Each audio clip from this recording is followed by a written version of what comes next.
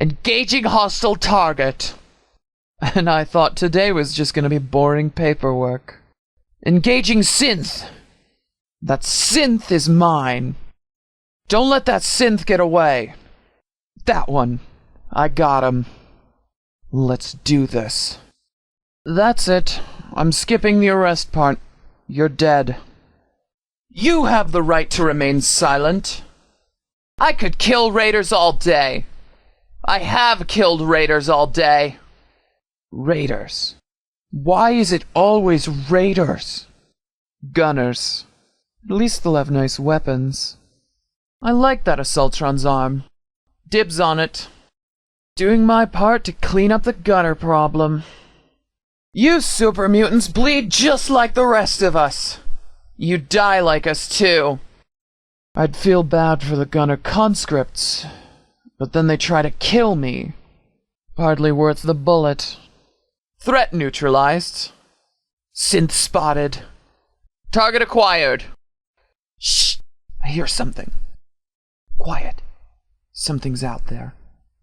There you are. Watch it. I hear something out here.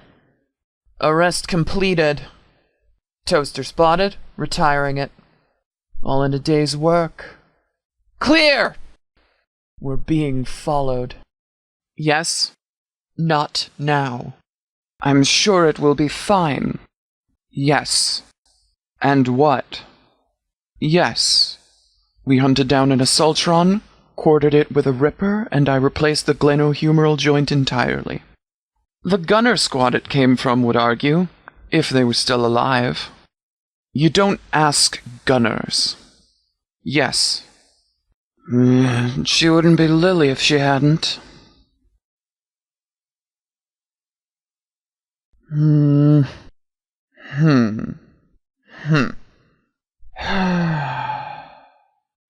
What is it? How could I forget? I hadn't seen you in months and months. Then you came into the Yellow Zone in your own T-60. You were maybe 14 years old at most.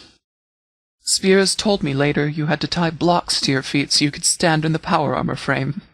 You were still very angry at me for not deputizing you and Zeke. You told me to burn in hell, among other anatomically difficult things. You wanted to hurt me that day with your words. They did, Lily. I thought I had lost you for good. You have an understated wisdom about you, DP. I will deny saying that if anyone asks. Here it comes. Very thoughtful of you. I'm sure it will be excellent. Nonsense. I look forward to meeting them one day. They will be safe here. The Bleachers belongs to the citizens, as does Diamond City and the Fens. The lieutenants and I are still new arrivals. This isn't our town. We live hard lives. We won't be around forever. Diamond City will have to rely on itself one day to fill those T-60s and protect the Fens. Luna, McGilly, Oaks, Delano, DP, Dr. McClintock, Rizzo, and you. You're the next generation that will replace us one day. You'll have your own recruits, your own chain of command, and your own responsibilities. And they'll need someone to be sheriff, Lily. Are you going to tell us, or are you going to just sit there wet at the mouth while you think about it? Empty the clip at it. Lily recently came across a railroad safe house. By pure serendipity, she recovered a very, very large cache of intel on their operations. Perhaps if you tell DP and Rizzo how the operation against the railroad headquarters went, the doctor may like to hear a first-hand account as well. It was her plan, after all. 3 people to neutralize an entire hostile headquarters, and they never had to enter the line of fire. You tell me. Chance favors the prepared mind. It was very relaxing. We are always concerned with retribution, but the Institute as an entity and a cause to rally around is effectively dead. Their paid informants have nobody to pay them and nobody to inform. Their lone synths are just that, lone, and are in a survival mindset now. Complacency breeds vulnerabilities. It's best if you assume they are still capable of doing some damage. That's how the department is proceeding. The Pridwin is gone, as is their equipment and support infrastructure. Expending the effort to pack all that up and leave just to fool us for no reason makes no sense. They don't need to fool us. They can destroy us. Indeed. They don't want undisputed control of Boston. It's too resource-intensive, and the Citadel is more vulnerable for them being here. Sustained military occupation is never good for anyone except arms dealers. It's expensive in terms of money, material, morale, and manpower. Maxon had zero-sum offer. It was too good not to take. If we succeeded in our goals, so would he, and he would have risked no troops in the process. If we didn't succeed, then he still lost no troops, and only a few days of time. They would have left the Commonwealth eventually anyway.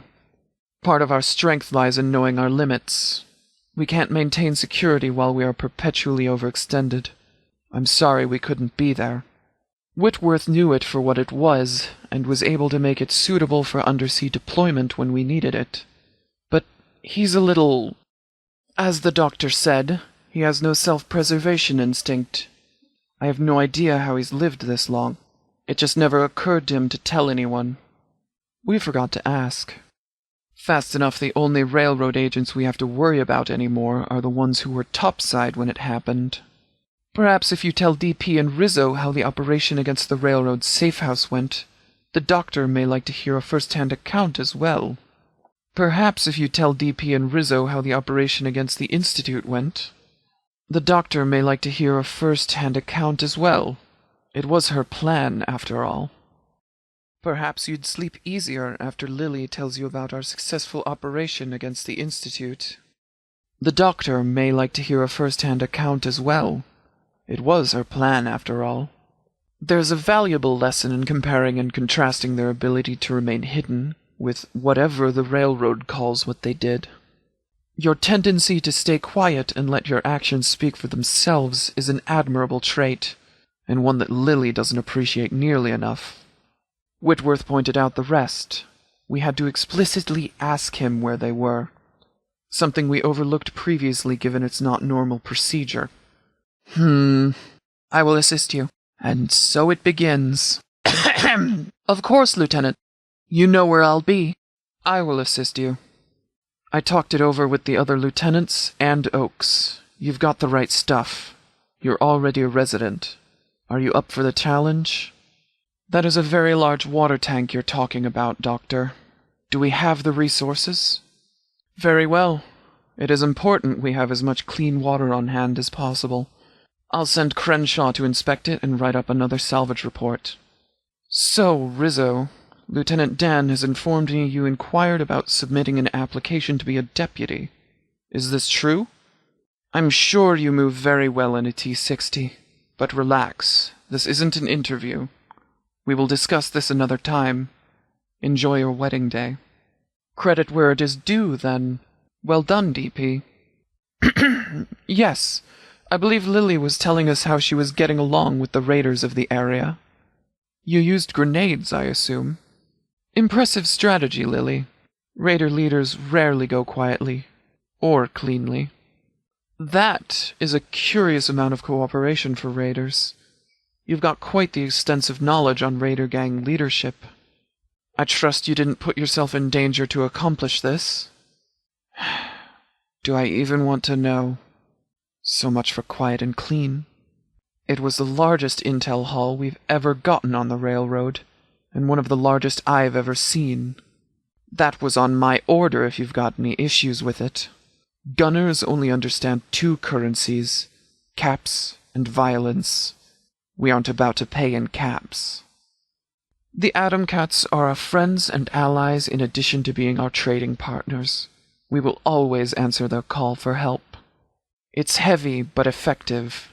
We don't do it very often, or anywhere near as much as Lieutenant Harkins would like to. Finding the railroad HQ was child's play. Literally. But we would never have found Ticonderoga without that intel. It was impressive work. And the value placed on recovering intel shows a good instinct, Lily. The only person it occurred to was the doctor, who shared it with us, and it formed the backbone of our strategy for taking the garage. It's one thing to hear about us hanging gunners. It's another to see us hanging them in your front yard for your own protection. No, you don't see them do things like that. And that's what gunners and raiders rely on. Your civility, which they see as a weakness. Instead of speaking the gunners' language, you see them repel attack after attack, until, one day, the settlement falls and everyone is slaughtered. Civility is reserved for those who would pose us no harm. It is an arbitrary line you limit yourself to, and it puts you at a disadvantage in war. The gunners heard what we did at the Atom Cat's garage because we spoke their language.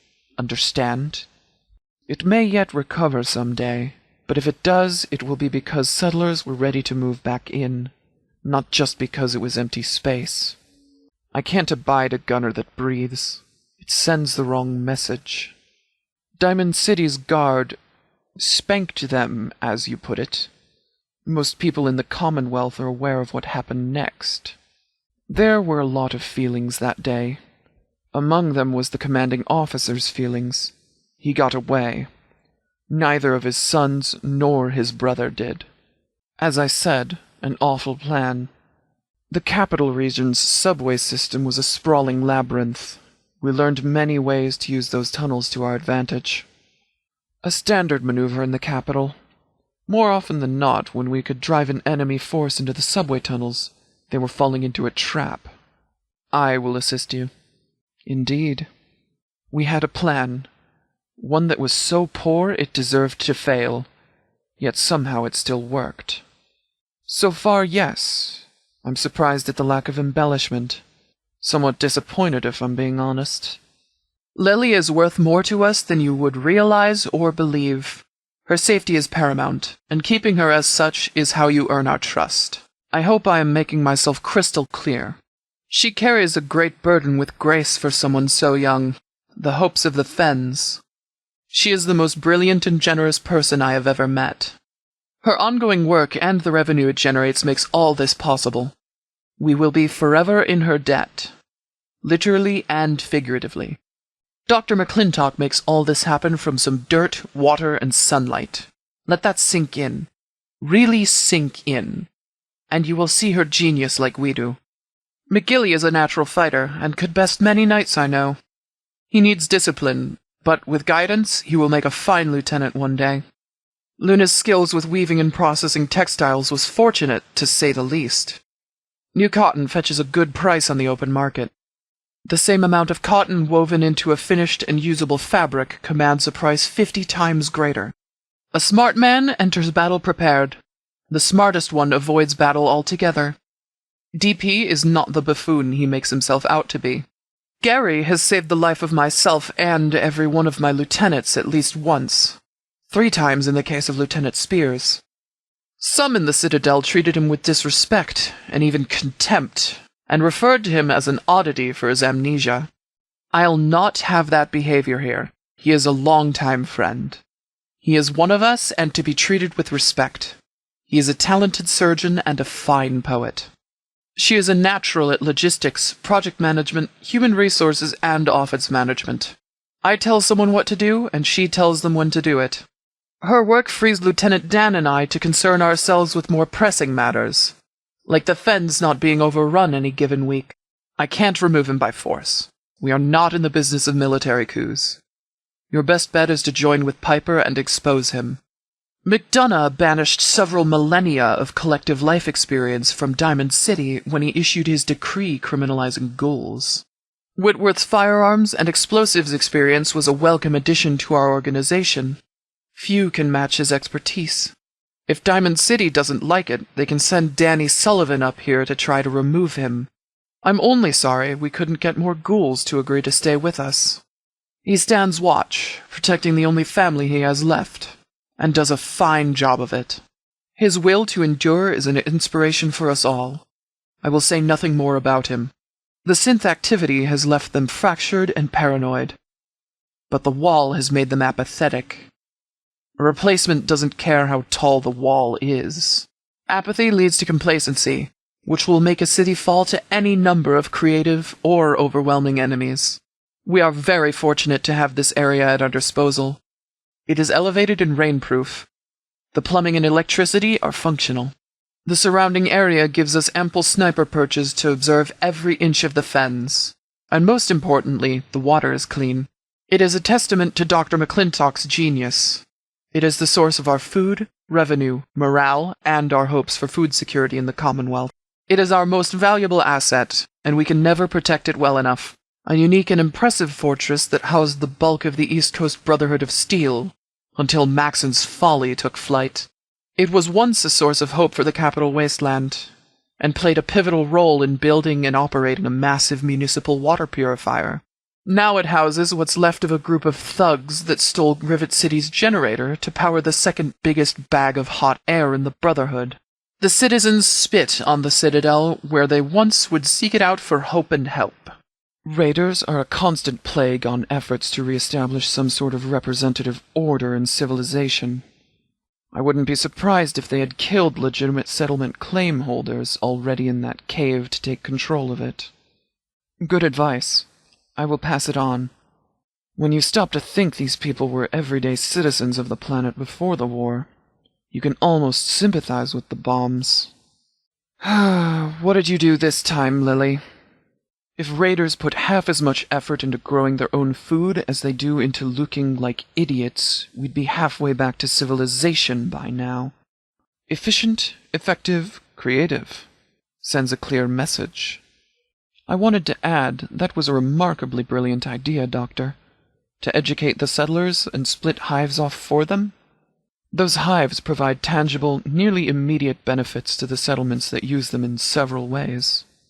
More importantly, the guidance from you that is vital in establishing a hive leaves no mystery to who helped them. It is valuable public relations work. All he wanted was the claim to the vault when we were done, which we weren't going to occupy anyway. The children of Atom in that vault have a history of non-aggression. He had fully intended on restoring that dogma. It was a fair deal. Tactically, it's a brilliant strategy to put attackers at an extreme disadvantage. I was impressed. That makes two of us. I am unamused by the question. I'd rather you not, but if you must. Very well. I said gossip is a cancer. Diamond City is better off without him. Maybe exposing him will wake them up to just how dangerous a place the Commonwealth is. We are charged with creating and maintaining a safe zone around Diamond City that extends into the surrounding blocks. If the situation calls for it, we can and have protected Diamond City's interests and existence far from the borders of the Fens. If the situation calls for it, we can and have protected Diamond City's interests and existence far from the borders of the Fens. Anyone left alive in Rivet City would call them little better than raiders and thugs these days. They would be correct. That Maxon's Brotherhood is fine with this reputation and its repercussions, both direct and indirect, tells you all you need to know about them. However ham-handed their attempts to do so are, they claim they will save humanity by eradicating anyone not them. I've heard that argument before.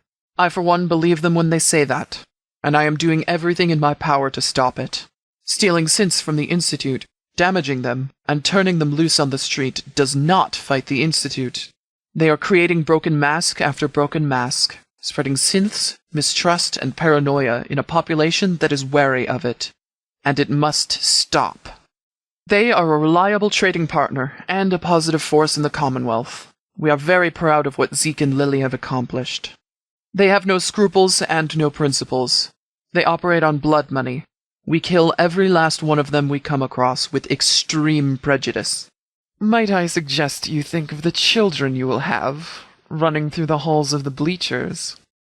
Lily, you asked me not long ago why it always seemed to be you tapped for the important missions, why I didn't send able-bodied deputies. The fact remains that myself and the lieutenants are not locals. We're not even particularly good at acting like civilians. And, to be honest, we're old for wastelanders. That's how life works. This world is a harsh place to live and fight. It takes a toll. Not while I'm on duty. Now excuse me. Good. I heard gossip is a cancer. If I have work for you personally, I will send Delano to find you. She will find you if you are in the Bleachers. I have no idea what you mean, but as your employer, complaints about a hostile work environment should go to Lily. No. They are extremely capable soldiers. They are my friends and my family. We have never failed to repay any injury visited on us. Eye for an eye. That makes them a ticking time bomb. They will meet the same end as Quincy, wondering why the ones who promised to protect them couldn't. By then it will be too late to find someone else or take matters into their own hands. Their arrangement with the Raiders of Charleston gets more expensive every year. Eventually, they either won't or can't pay the extortion fee. Quincy is a cautionary tale for any town that puts their faith in promises of defense without looking at who is making the promise. Force is the currency of the Commonwealth, and a display of force is a check that will be cashed sooner or later. The Minutemen's check bounced. University Point is what the Institute does every day, just on a larger scale. Whatever they want to, damned the lives of anyone in the way. When you walk through those ruins, remember there were children playing every day in that basketball court. They're all dead now. All of them. Think about University Point any time you're inclined to feel the Institute might not be such an evil and amoral organization, or a threat to us. They're a separate organization from us. Years of McDonough's mismanagement have left them depleted and demoralized. They are a civilian security force that walks the streets of Diamond City freely, as they should, maintaining what they call peace. We are autonomous and too militarized for that role. It would blur the lines between civilian and military, which only creates problems.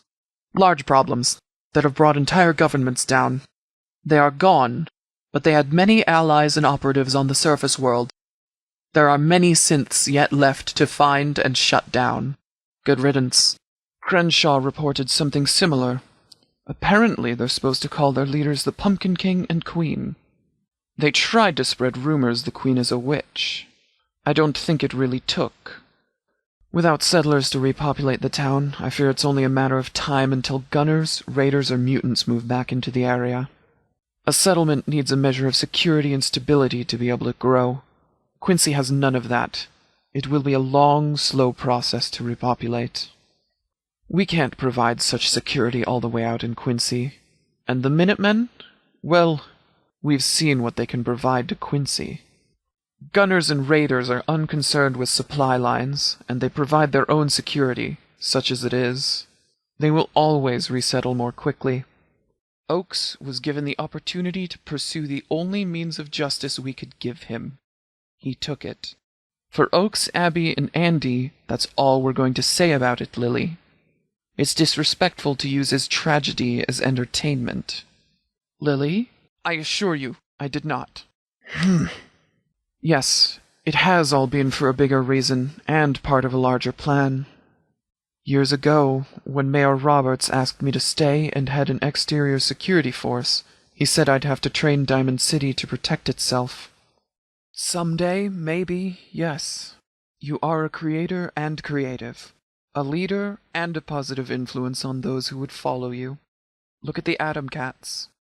And, while molding you is reminiscent of working with clay full of sharp glass shards that bite back, there is much to work with.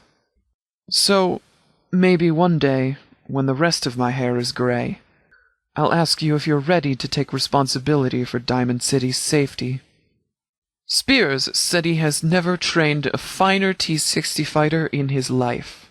Crenshaw says you have a keen insight for how the local mind works.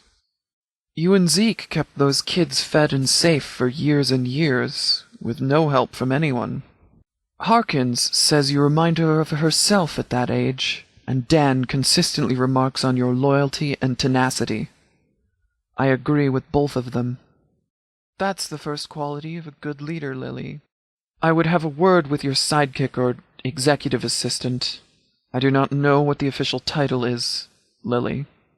Since this meal's conversation has been about deeds worthy of mention, I'd like to bring up another point of business at this moment. Look under your dinner plate. There is something for you there. A question. I would not break up such a remarkably effective team. Understand that you are still on the power armor route from the garage, however. Other than the dry room with power and indoor plumbing. Modest pay. But that's not the mindset we're looking for. Have I misjudged you? Very well. That is unfortunate. I believe you could have been a great assistance in our efforts. Very well then, Deputy. Welcome aboard. Lily, I believe you have something else to go with the badge. Are you certain? This offer is not usually made in this manner, and it won't be extended again. I'm not here to sell us or grandstand. Take the offer or do not, based on what you have seen and know of us. What, Deputy? I hope this is quick. Heather, you are as insightful as you are valuable. We are in your debt. Typical. I said that's enough. Scientia ipsa potentia est. You expect me to believe that the Gunners would dare provoke us after Hangman's Alley? She's alive! Where the fuck is she? God damn it, where is she? Talk or die! More name! You? You lured her in? You don't have any friends, Lenny. What you did to Lily is why. We both know that. I believe you. But you sold out Lily, Lenny. Our Lily. And you know the score when you hurt the Bleachers. There is no unifying strategic goal which can be deduced from their actions. It is puzzling. Cryogenic knowledge, access to Vault-Tec archives after a pre-war human sample. Sounds like the Institute. Hancock! I knew you'd be along eventually. Cute, yes. Apologies. Time was critical here. It still is critical. Lenny here. Agreed. Lenny set up Lily and lured her into a trap. She's been kidnapped by the Institute. I didn't have time for diplomatic channels. We didn't intend for him to flee to Good Neighbor. But every second we waste is a second closer to the Institute killing Lily. We both knew her and called her a friend. These are extenuating circumstances. Will Caps be enough to overlook this incident with some alacrity? I will return after we find Lily. We can discuss this incident at length, and further reparations if necessary. Here's your Caps, Hancock. You are Hancock. Crenshaw? Good point. Very well. Here's all my ammo and grenades. Food, water, stim packs, explosives, caps for bribes, and jet in case of emergencies. You're my best and my fastest, Crenshaw. I know I can count on you. Find out where Lily is. Fate's willing, you'll find her, too. They hurt us. They violated Lily. You kill every last one of them. They made it personal. No prisoners, no survivors. Send our message. Understood. One moment. Find this gunner lieutenant. If he won't talk, drag him back to HQ by his scrotum. Literally. And we can make him talk there. Find out where Lily is. If the opportunity presents itself, get what you can from the gunner, dispose of him, and press on to Lily immediately. You may be running headlong into Institute trouble, so take this data recorder. Remember what McClintock said about those EM bursts. We'll need that data if they're linked to the Institute. It seems the Gunners have forgotten their lesson and need to be taught a new one. Time is the enemy. We both know the Institute will kill her the moment they're done with her. Do you want my power armor? Very well. This isn't something that can wait. Speak with Crenshaw. Now is not the time for small talk. Now is the time to find Lily. Unfortunately, this is an ad hoc mission. You're going to Vault 75 with Crenshaw to find information on Lily's whereabouts. You're to press on to Lily's location itself if possible. Kill everything that's in your way or bears culpability. There are no further details. You. Find our mutual friend Lily and you'll earn our trust. Go with Crenshaw. Find the gunner. Find out where the Institute is keeping Lily. If it's Caps you want, it's Caps you'll have. Crenshaw will brief you on his plan, whatever it may be, if you ask him. Now go.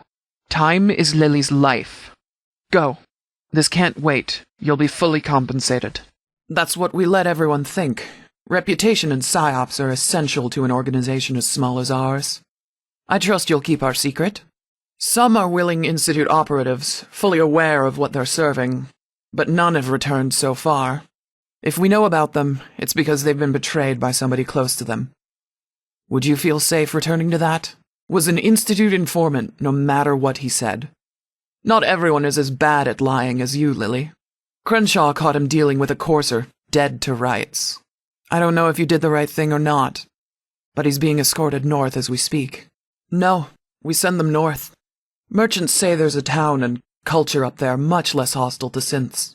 And without the Institute there to make more synths and kill more humans, the synths cease to be a threat. This isn't over, Lily. Every score will be settled in this life. I promise you that. I've got work to do as well. Good night, everyone. Thank you for the dinner. It was very good. The gunners have no defenses anywhere else on the peninsula. They've concentrated all of their forces along that single wall on the causeway. And you, as Lily's most recent living sidekick, will you stand with your friend? Very good. We have a set of scuba-equipped T-60 power armor in the bay waiting for you. Are you sure? Your friends need your help. Lily took a risk bringing you into the green zone. Very well then. Oaks will show you out. Don't return. You tell yourself whatever you need to feel better and get through this mission. We all cope with fear in our own way. It isn't my place to judge. The courser is where it can't harm us, and not in matters this sensitive. Good you're here. We can get started. Your friends are alive, Lily. It looks like all of them. We have a scout in a favorable position at Warwick who has been reporting regularly. We're here to plan an immediate response. We know it's a trap. We know it's a diversion. That's why we need everyone, including you. Crenshaw is over there right now and has not let the garage out of his scope for hours, Lily. Your friends are not alone. Fortunately, Zeke seems to have the good sense to surrender in the face of overwhelming odds and save lives rather than get everyone killed. He might have been hoping we come to save them. We assume that's what the gunners hope as well. We don't intend to let either of them down. The first part of the plan commences this evening. Crenshaw and 2 deputies will attempt to engage the gunners diplomatically. This is only to distract them from a small group of regulars deploying in the marshes and a drain pipe along either side of the road in the dark. I wanted you to hear it from me first, Lily, and I wanted you to hear that you are a part of our immediate response. We've learned a lot about our recent gunner encounter with the intel you brought back, and they are indeed moving against our organization. Having failed to kill the greenhouse, they have just launched their next phase in their plans, which is to go after our other resources. Fair enough. I'm sorry to report that we received word less than an hour ago that the gunners launched an assault and took the Atom Cat's garage. You'll get your chance. You're here for a very specific tactical reason. We need you to be a part of this. The sooner you let Lieutenant Dan speak, the sooner that will happen. Lieutenant? The holotapes Lily recovered describe the current phase of their operation as a plan to disrupt our power armor supply and maintenance chain. We did not know if this meant Lieutenant Spears, Lily, the Atom Cats, or somewhere else along the chain. It seems we have our answer now. Here's the plan, so listen closely. Lily. Unfortunately, it's a rough estimate. Everyone in this room is aware the Atom Cats salvaged their T-60s from a sunken military ship off their coast. We respect their claim and have never tried to salvage the armor.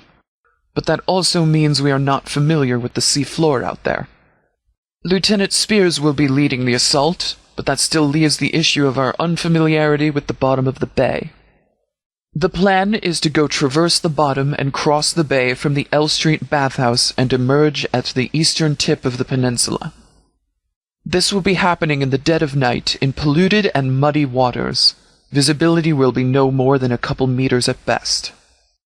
Getting lost down there is inevitable if you lose focus or sight of your squad for any length of time, and we need everyone to make it. Lily, nobody knows the terrain down there better than you and Zeke. We need you to lead the assault party across and under the bay. We will be entirely dependent on you to guide them, Lily. We need you for this, and we can't do it without you.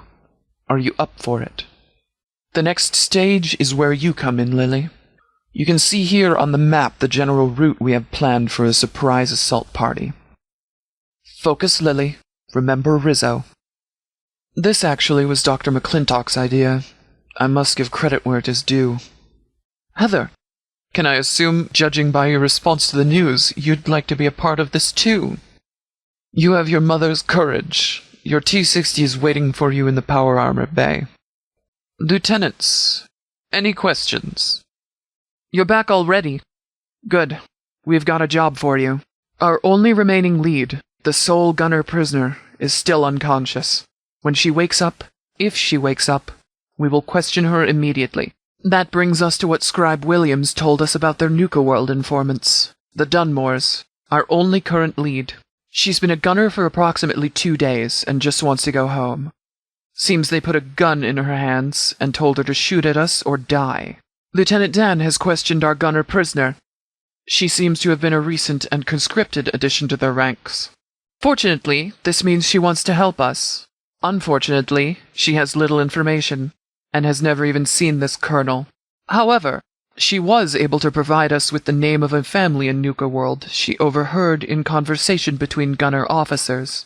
Apparently, the Dunmores, as they call themselves, are ex-gunners and are known to have had ties with the colonel at one time. She overheard the gunners discussing traveling to Nuka World to eliminate them, because they knew too much about the colonel from past work. This means the Dunmores know something of value to us, and we need to find them fast, before the colonel shuts them up permanently. So has Crenshaw. It is fortunate that we're not rushing in blind, for once. To be clear, you're there to accompany Crenshaw. He is to do the talking if the two of you do indeed locate the Dunmores. If they do know as much about this colonel as we hope, they might be targeted by his officers to silence them, in which case it is your job to protect them and keep them alive, long enough for them to tell Crenshaw what they know at the very least. Very well. Lieutenant Crenshaw, we did not expect you to be ready for a mission you hadn't been briefed on. You'll have time. Lieutenant Crenshaw, there's a transit center half a day to the west. It will obviously be for Nuka World. The transport still functions, or so we've been told. You've heard all we're going to tell you. Crenshaw will be able to answer your questions prior to departing for the Dunmore homestead. What are you talking about, Lily? First, did anyone hurt you? This is about the synth hunter contracts you two did a poor job of hiding from me, isn't it? We can't take anything back in this business. I knew when I wasn't going to be able to stop you. I'd hoped you'd stop yourself. Delano asked me what I wanted her to do about it. I told her that you needed to learn on your own. Just keep you away from the Institute. You're right. Raiders and gunners, super mutants, the coursers, and ones that know what they are. Those bodies aren't so hard to step over. It's true. They never leave here. They could be recording everything for the Institute. Or a walking bomb and never even know it. Scar tissue. That's what my mentor in the Brotherhood called it. When you wound your soul, it heals with scar tissue like any other part of you. Harder, rigid, more resistant to damage. He believed the Brotherhood's scar tissue was keeping it from recognizing the pain of the capital's people. That we had seen so much violence, done so much looting and sometimes killing, that we saw nothing wrong with the people's suffering. We didn't see how they could possibly be of use, so we discarded them and turned a deaf ear to their pain. He worked very hard to change that, but his ideology was ultimately pushed aside for a more selfish one. I'm saying the opposite, Lily.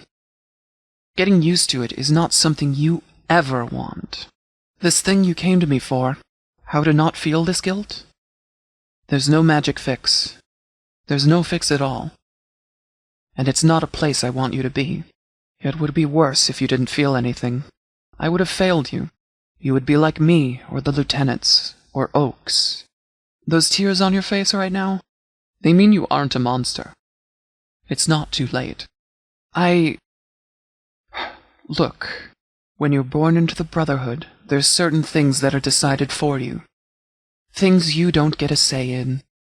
And one of the things that was decided for me is, well, I wanted a... It's complicated, Lily. I didn't get to... Yes, Lily, it's true. I consider you my... Excuse me. This is very difficult for me, Lily. Yes, Lily, what is it? I shouldn't have to say this, but assisting Lily in her deception is not the way to retain our trust. You clearly have made an impression on her, though. To agree to take you on as her sidekick, an occupation with a notoriously high attrition rate. I assure you we have plenty of baling wire, and a lamppost for your body if you let anything happen to her out there. Calm down, Lily. It's okay. I think I know what this is about. Sit down and take some deep breaths.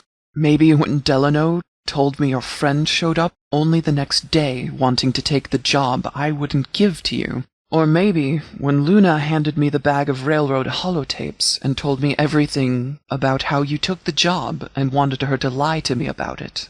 Take a deep breath. Say it slow. Oh, my little Lily, you did a lot of growing up today, didn't you, my tough little girl? You've come a long way from the kid that used to follow me around Diamond City and copy everything I did. There's more jobs to run, but you're not running them anymore, are you? So, before I say anything, remember that you did indeed stop yourself, like I hoped you would. Nobody ever sees them again, because we bring them to the edge of the Commonwealth with supplies, and tell them if we see them again, we'll shoot them. The Brotherhood inures their cadets to violence as part of the curriculum.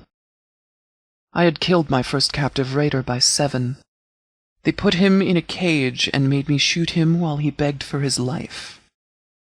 He didn't deserve to live, but no child deserves to be made to kill. That was only the first class of the semester that year. I know so, Lily. You don't want to hear it. But part of what you might need is going back to face that family. To tell them the entire truth. It makes perfect sense, Lily. I wish you had stayed too. We would have had 2 more years together. But we are both stubborn. All we have is now. Will you be okay? Maybe that's what you need. Why don't you come find me later when you're alone? We can have a couple of shots. We've got a lot to talk about. Meet Lieutenants Dan and Harkins outside Ticonderoga Safe House. Lily, you're to meet Dan and Harkins immediately outside Ticonderoga. Do not be late. Do what they instruct, and our chances of success increase dramatically. Are there any questions? Most of us know the history of the Institute. They were formed from the ruins of the university north of the Charles River. CIT. At first, interactions with the outside world were positive by all accounts, and the Institute tried to assist with the reclamation of the city. For anyone who does not know, the CPG was an effort to unify the Commonwealth under a common, mutually beneficial relationship. For reasons we don't know, the Institute grew displeased with the efforts. They grew less and less interested in assisting settlements. They branded the entire effort to form a functional government a waste of time, and isolated themselves almost 100 years ago.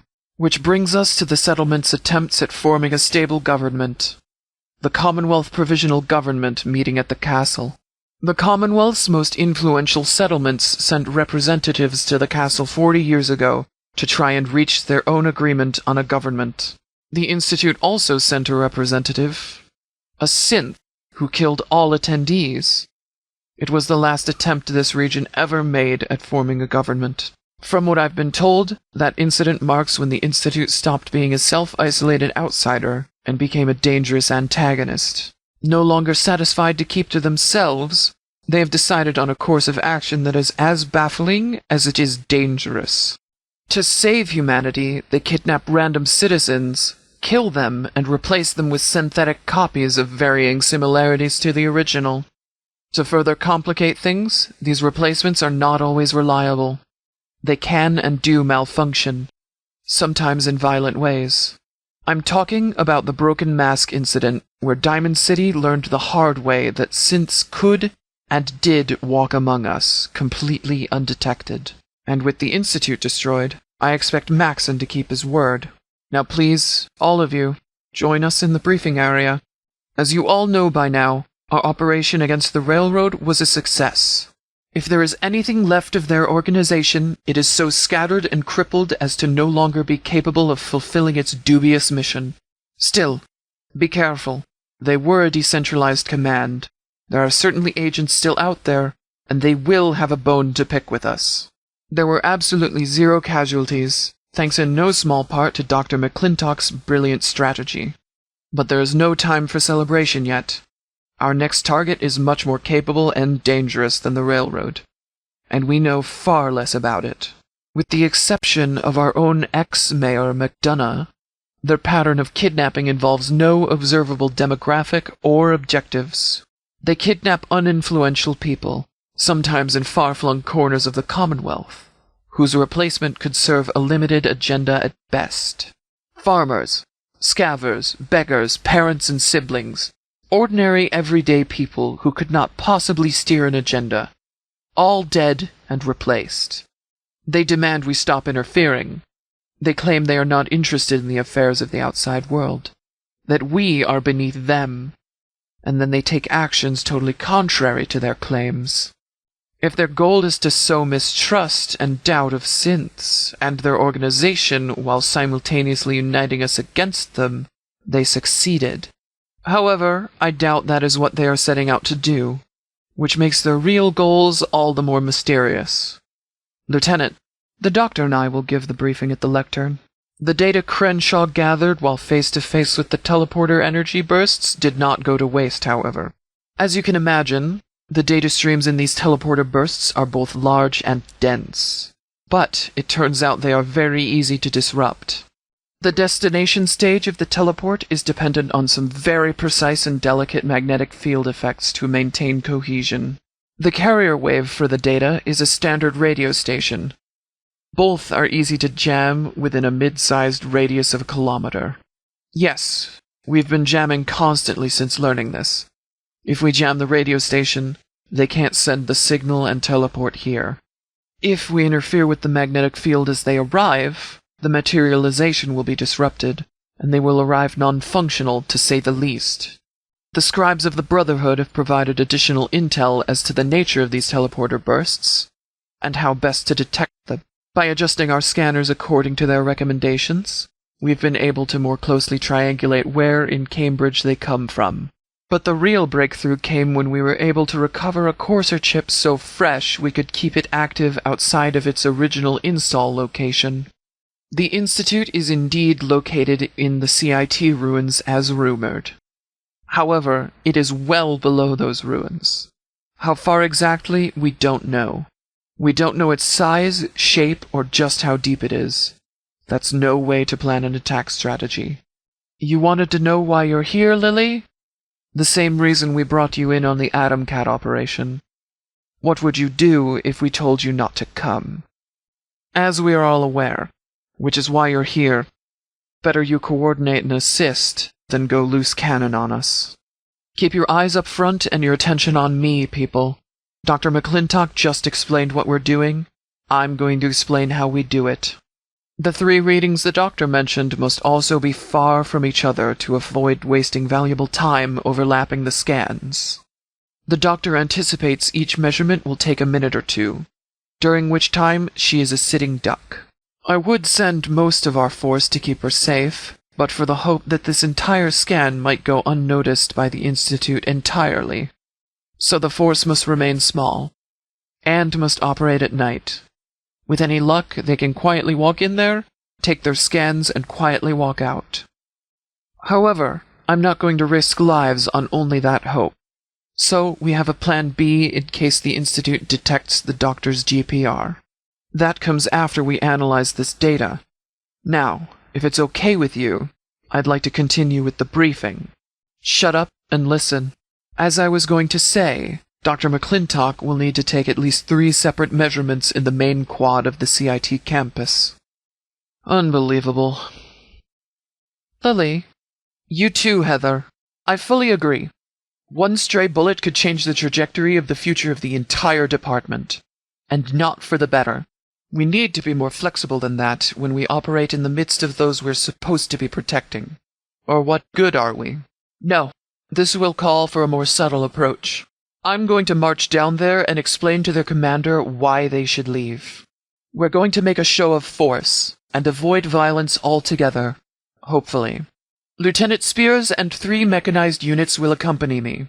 I expect them to leave after I clearly explain what the alternative is. And no, they won't be coming back to Diamond City. The first part of our response is to remove them. There is a second part of the response. I doubt it will come to this, but Harkins, station your snipers in the stands and have their spotters mark the occupying railroad agents. To reiterate, you are not to fire unless they fire first. I don't want to hurt them, but we're not walking into this like fools either. Between your snipers and the mechanized units, we will be able to handle the railroad, no matter how short-sighted they turn out to be. Good work. I doubt it will come to this, but Harkins, station your snipers in the stands and have their spotters mark the occupying Minutemen. To reiterate, you are not to fire unless they fire first. I don't want to hurt them, but we're not walking into this like fools either. Between your snipers and the mechanized units, we will be able to handle the Minutemen in the city no matter the course of action they decide upon. I'm talking, of course, about the railroad agents in the infield who seem to think Diamond City is an ideal stop on their synth smuggling route. I don't know why now, but they have planted their flag and painted their graffiti throughout Diamond City openly and with impunity. The railroad brings synths with their presence, potentially damaged synths, or synths with hidden programming. If their own instability wasn't bad enough, rogue synths also attract the attention of the Institute. That sort of attention gets people killed. We have made it clear to them in the past, they are not welcome in the Fens. That includes Diamond City. They have ignored those warnings. But in the face of inaction by the civilian security, we are left with no choice but to remove them ourselves. We are aware of 2 undercover railroad agents in the infield. They've laid low for a very long time, until now. He would see right through any attempt to show force, and the presence of any of you would be a reminder to him of the price on Crenshaw's head. The plan, Lieutenant Crenshaw, is to first keep you and Harkins out of the sight of Sam and the other occupiers. Then I talk to Sam face to face with a minimal civilian escort, to show him that there is a population with hearts and minds he has yet to win. Spears, you're with me in your T-60, but keep your helmet on. Do not speak unless addressed by either myself or Williams. You think I don't remember? I know what he wants from me, and I know how to motivate him. The thought of doing it sickens me. One and the same. No, Lily. This is about our history as competitors since preschool. The path through the Brotherhood he feels I robbed from him, and his delicate ego. His ideal conversation with me would involve me prostrating myself before him and declaring it a mistake to have supported Lions and gone AWOL. Were he to get literally that and Crenshaw's head, I believe he could and would talk Maxon into leaving Boston tonight. He's that crafty. I'm talking, of course, about the synths roaming the infield with impunity. I'm not sure why now, after so many years, the Institute feel the need to actively occupy Diamond City and then do nothing. But in the face of inaction by the civilian security, we are left with no choice but to remove them ourselves. They've repeatedly claimed they are uninterested in our affairs, and for us to stay out of theirs.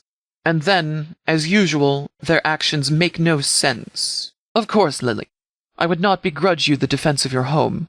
Wear your T-60 and helmet. Meet me at the rally point with Spears' troops. When this is over, remove those damned flags and report back here. We're about to get very busy. Good luck out there. You all know I've gone to great lengths for years to avoid any entanglements in Diamond City civilian affairs. The citizens and how they govern themselves in whatever democratic form they choose is none of my business. It's had its advantages. Namely, we remain popular with the people, and we don't get blamed when their mayor turns out to be a synth operative. It's had its disadvantages, like the mayor being a synth operative, and Diamond City security getting softer than a well-salted rad slug. But now we have a new issue right in the infield. An issue that, unsurprisingly, Diamond City security and civilian leadership refuses to address. I'm talking, of course, about the Minutemen in the infield, who seem to think that Diamond City needs their security. I'm not sure why now, after so many years, they seem inclined to quite literally raise their flags and occupy Diamond City. But, in the face of inaction by the civilian security, we are left with no choice but to remove them ourselves. No, certainly not. We have no interest in spilling blood. Minuteman blood, at any rate. We won't use deadly force. First, I'm going to march down there and explain to their commander why they should leave. We're going to make a show of force, and avoid violence altogether. Hopefully. Lieutenant Spears and 3 mechanized units will accompany me. Then, there is the matter of civilian collateral with gunfire. Also unacceptable. I will not have a stray bullet end our efforts. If you can control your mouth and let me do the talking. Very well. Meet us at the bottom of the ramp to DP's diner in the infield. We will group there and approach the Minutemen commander together. Very well. We could use a bigger display of force anyway. Keep your mouth shut and your power armor on. I'm talking, of course, about the Brotherhood of Steel occupying the infield. This is a very complicated situation. I recognize Senior Scribe Williams in command of the occupiers. The lieutenants and I know him from our days in the Brotherhood. No, Lieutenant, it can't get ugly. If we use force, we risk killing civilians, and the Brotherhood would just level us from the sky anyway. Why occupy Diamond City in light of Maxon's demands? Their presence here makes no strategic sense and is a drain on their resources. If we fail, they can walk in here later. If we succeed, they have no need to be here. Scribe Williams will see the logic in that, no doubt. And as one of their head pencil pushers, the notion of wasting fuel and manpower on a needless occupation won't sit well with him. Thus, the question becomes, will Scribe Williams show enough spine to take his men back to the airport and make Maxon see what a waste it is? I know for a fact from previous reports that Maxon is as suggestible as any other teenager. Williams is no fool. He could change Maxon's mind. Very well. You are our civilian stand-ins. Keep your mouth shut and your power armor on. He is a fucking douchebag, but one I can talk to. He is a thoroughly unlikable person, but intrinsically honest and straightforward at least. Their presence here makes no strategic sense and is a drain on their resources. Shifts must be assigned, equipment maintained, vertibirds diverted, and fuel burned to secure a city that is already secure. And, as one of their head pencil pushers, the notion of wasting fuel and manpower on a needless occupation won't sit well with him. Thus, the question becomes, will Scribe Williams show enough spine to take his men back to the airport and make Maxon see what a waste it is? I know for a fact from previous reports that Maxon is as suggestible as any other teenager. Williams is no fool. He could change Maxon's mind. Scribe Williams will see the logic in that, no doubt. We have been holding off on responding to their presence until the right time for just those reasons. Now we have intel that will let us follow through with their removal. This is only the first part of a larger strategy, Lieutenant. We need to be double sure of our fire. Because these are machines, we can't talk them into leaving. They need to be destroyed. Engaging in a firefight in Diamond City is not my idea of responsible security, but the rules of engagement change when dealing with machines. Harkins and her snipers will be stationed on the upper levels. Keep a mark on all synths, but do not fire unless absolutely needed. There will be civilians down there, so even after the fighting breaks out, the snipers will hold their fire unless it's directly to save a life. This will be brutal close-quarters combat. We will need to be heavily armored. Spears, meet me at the bottom of the ramp to DP's diner with 3 mechanized units. When this is over, replace those damn flags with Diamond City flags and report back here for debriefing. Report to the infield when you're ready. We'll meet there. Let's get started. Good. All present. Is everyone ready to do this? We are going to deactivate the synths that are occupying the marketplace and rest of the infield. We would have to be utterly inept for this to not work. Our firepower is that overwhelming, and the teleport jammer is activated. But if you refer to how the Institute will respond to our pest control, They will soon be too busy to worry about that. You are to just stand with me while I speak with Senior Scribe Williams. No doubt he volunteered for this to get under my skin. He is a douchebag, and he enjoys forcing me to do this. But he is also very intelligent and always focused on numbers, efficiency, and resources. I need the presence of civilians to remind him that this entire situation is much bigger than his animosity towards me. This is the only course of action we conceivably have at this time, so it is crucial this goes right. There is no plan B. If we fire, no matter who is victorious today, Maxon can and will destroy the city from above. So we do not fire. Period. We've put up with you two jackasses long enough. As long as you kept the synths in Bunker Hill, we had bigger issues to deal with than the railroad. But now this, the flags, the graffiti, that was quite the statement to make us. What the fuck is going on, Sam? Why the hell are you guys here? I thought we had a deal. Cut the shit, Sam. The Brotherhood doesn't occupy towns and cities longer than needed, and never has since Lyons. That's why you got rid of him.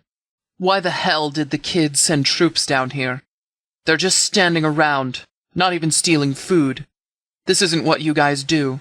And the flags. They don't make reports or observe. This makes no sense, even for Maxon. Now tell me why he has you down here. Keep your fire tight and controlled. No civilian casualties whatsoever. Use melee weapons if you need to. These are only early models. Hopefully it won't be needed, but I understand. Collect yourself and let us know when you're ready. You are all to just stand with me. You are making a show of force. I won't pretend it isn't just a blatant attempt at intimidation, because it is. The course of action is entirely up to the envoys. We will not fire unless fired upon, but they will be physically removed by the T-60s if need be. Remember to let me do the talking. It is absolutely essential this does not erupt into violence. Hawkins says she's in position. Let's go. You two. I need to borrow your Geiger counter. It's time for you and the railroad to leave Diamond City. I want you out immediately. All of you. Do not come back or there will be trouble. On the contrary, your actions put us in direct danger from your malfunctioning synths. I won't have them here. I won't have you here. Is that a threat? Because I can make sure you two never leave the city as well. Lily wanted to come because she, like everyone else here, is on edge ever since you and your troops arrived. That doesn't change my question. The Brotherhood aren't occupiers. You're not even doing a particularly good job of it, to be honest. Unfortunately, I tend to agree. But you're dodging the question. What's the real purpose of using all this fuel and resources to piss off the locals for no return? Are you serious, Sam? You're doing all of this because of a grudge that's almost 4 decades old. Okay, then. What do I have to do to convince you to pull your men out and leave Diamond City? Sheriff? Antigone. Okay? Don't push it, Sam. Just tell me what you want from us. Me. Forced on me. I know where you're going with this, Sam. I stayed because of Lyons. If not for him and the Black Dogs, I would have left by 10. It's hard to leave the only family you've ever known. You know that. And yet, I still stayed. Even through all the corruption and that bullshit report. Drop of a hat! You son of a bitch, I stayed through all those nameless elders after Sarah was killed. And I still haven't gotten answers on that. A sentinel like her, killed with such convenient timing to bring the Lion's name crashing down. Simple firefight, the report said. Dry fountain.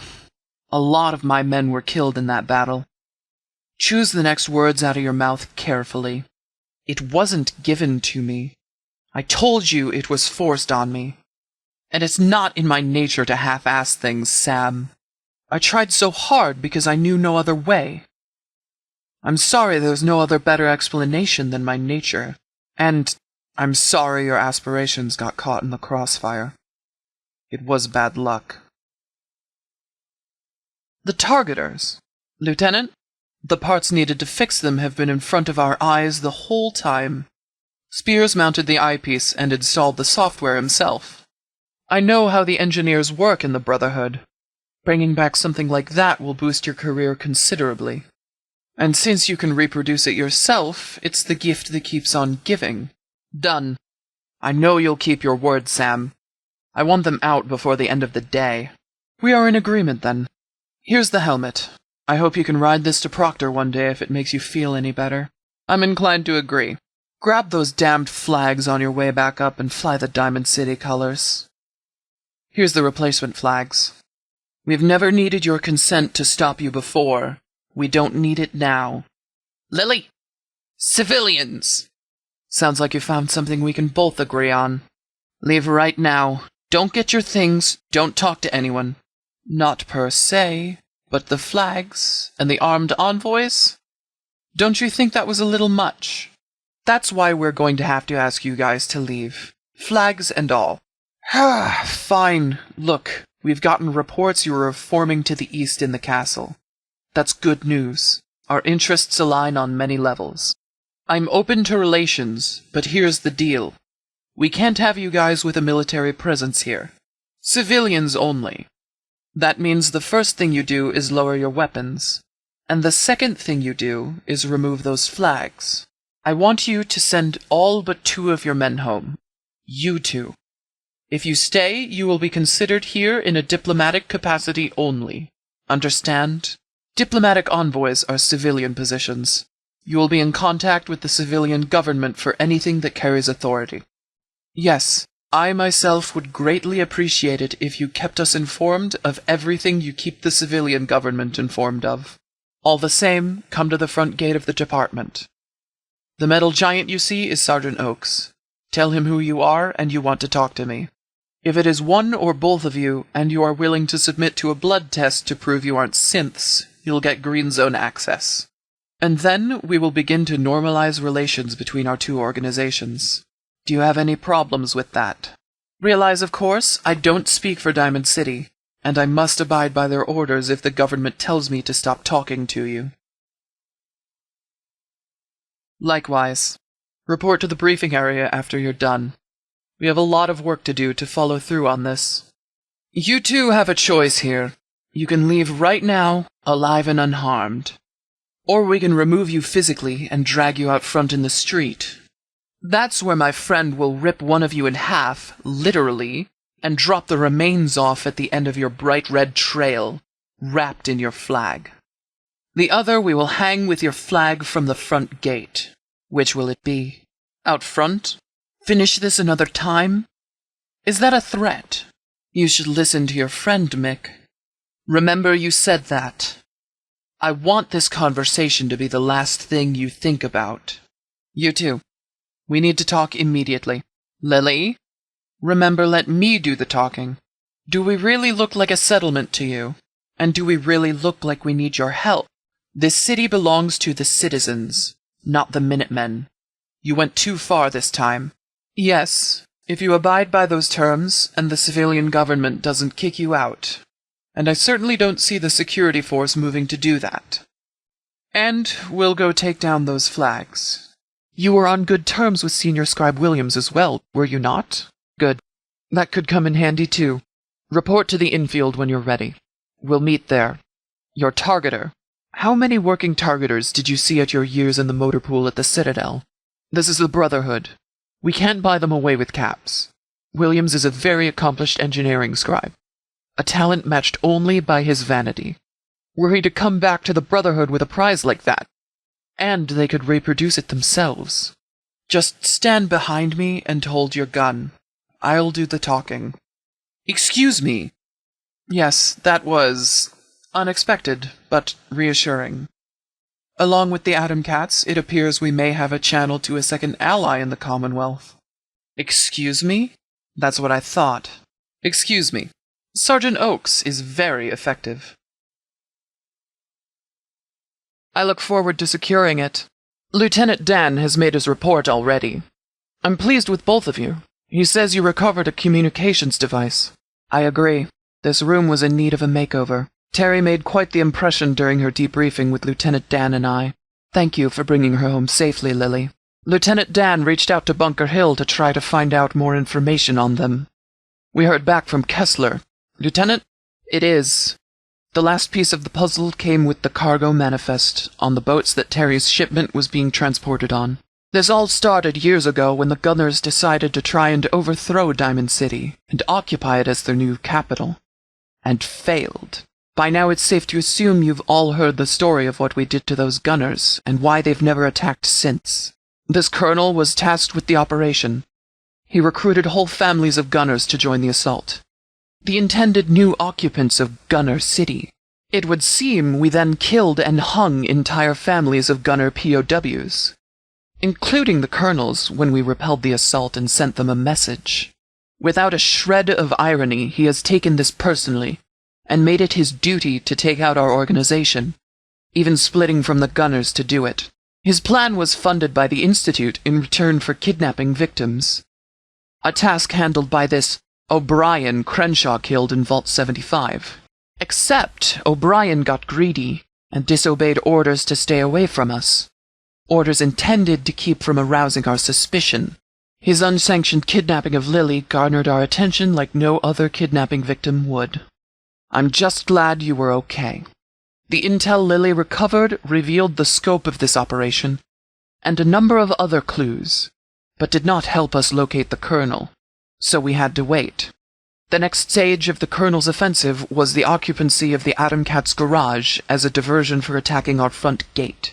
We were able to take the garage back and repel their assault thanks to some brilliant tactics planned by Dr. McClintock. It's amazing we get through any briefing, much less these informal ones. We repelled that attack, due in part to those tactics which let us take the Atom Cat's garage with a smaller force. As Lily observed, the attack on our main gate ended with them trapped in a tunnel under the police rationing site. We took no prisoners. Lily, report to my office with your sidekick in 24 hours. We may need you again. That doesn't fit his personality. Lucas, above all else, doesn't want to get involved in trouble. He's not the type to ask questions. That he felt compelled to put his neck on the line and sent a message to us at all speaks volumes about his revulsion to slavery. He would not compromise a paying customer unless this was a very grave issue for him. He had nothing to gain by sending us that message. The kind of raiders who are dealing with a meticulous and well-funded gunner splinter group that resides in Vault 816. Lieutenant, when O'Brien's files were compromised, this colonel had to move up his timetable. Which brings us to the herbicide in the cistern water. A dead greenhouse alone could have ended our organization, if not for the electrolytic detectors in the water purifier shutting down delivery. The greenhouse is the lifeblood of our organization, and our most important asset.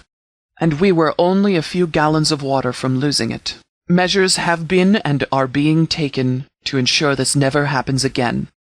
But we're only here because we got lucky, not because we were prepared. We traced the ID card used to access the cistern to a deputy who was killed on the east side of Boston some months ago. As Lily knew a resident in the area, we sent her to ask questions. She and her sidekick stumbled upon the unit tasked with poisoning the cistern. Apologies. I am very angry with myself over the entire situation. Moving on. Her information proved vital in locating the Dunmores.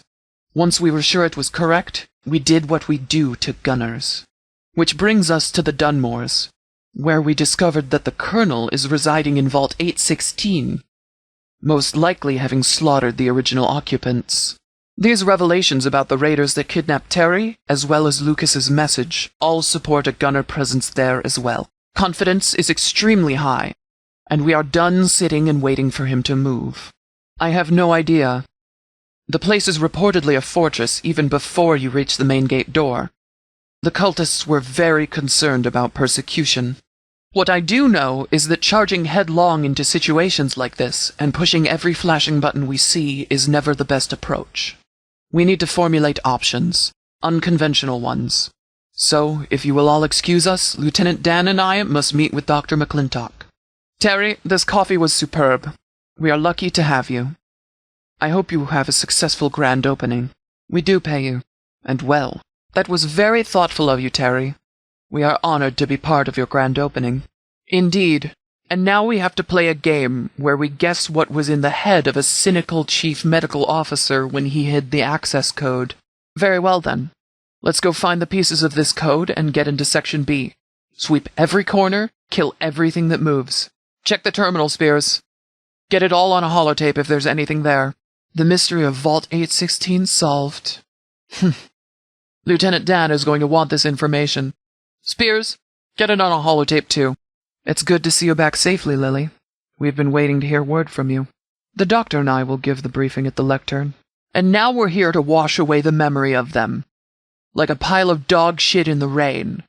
They will be forgotten. So will you. I didn't ask what you had to say, and I don't care. This isn't an interview. I told my men that you would know who it was that was killing you.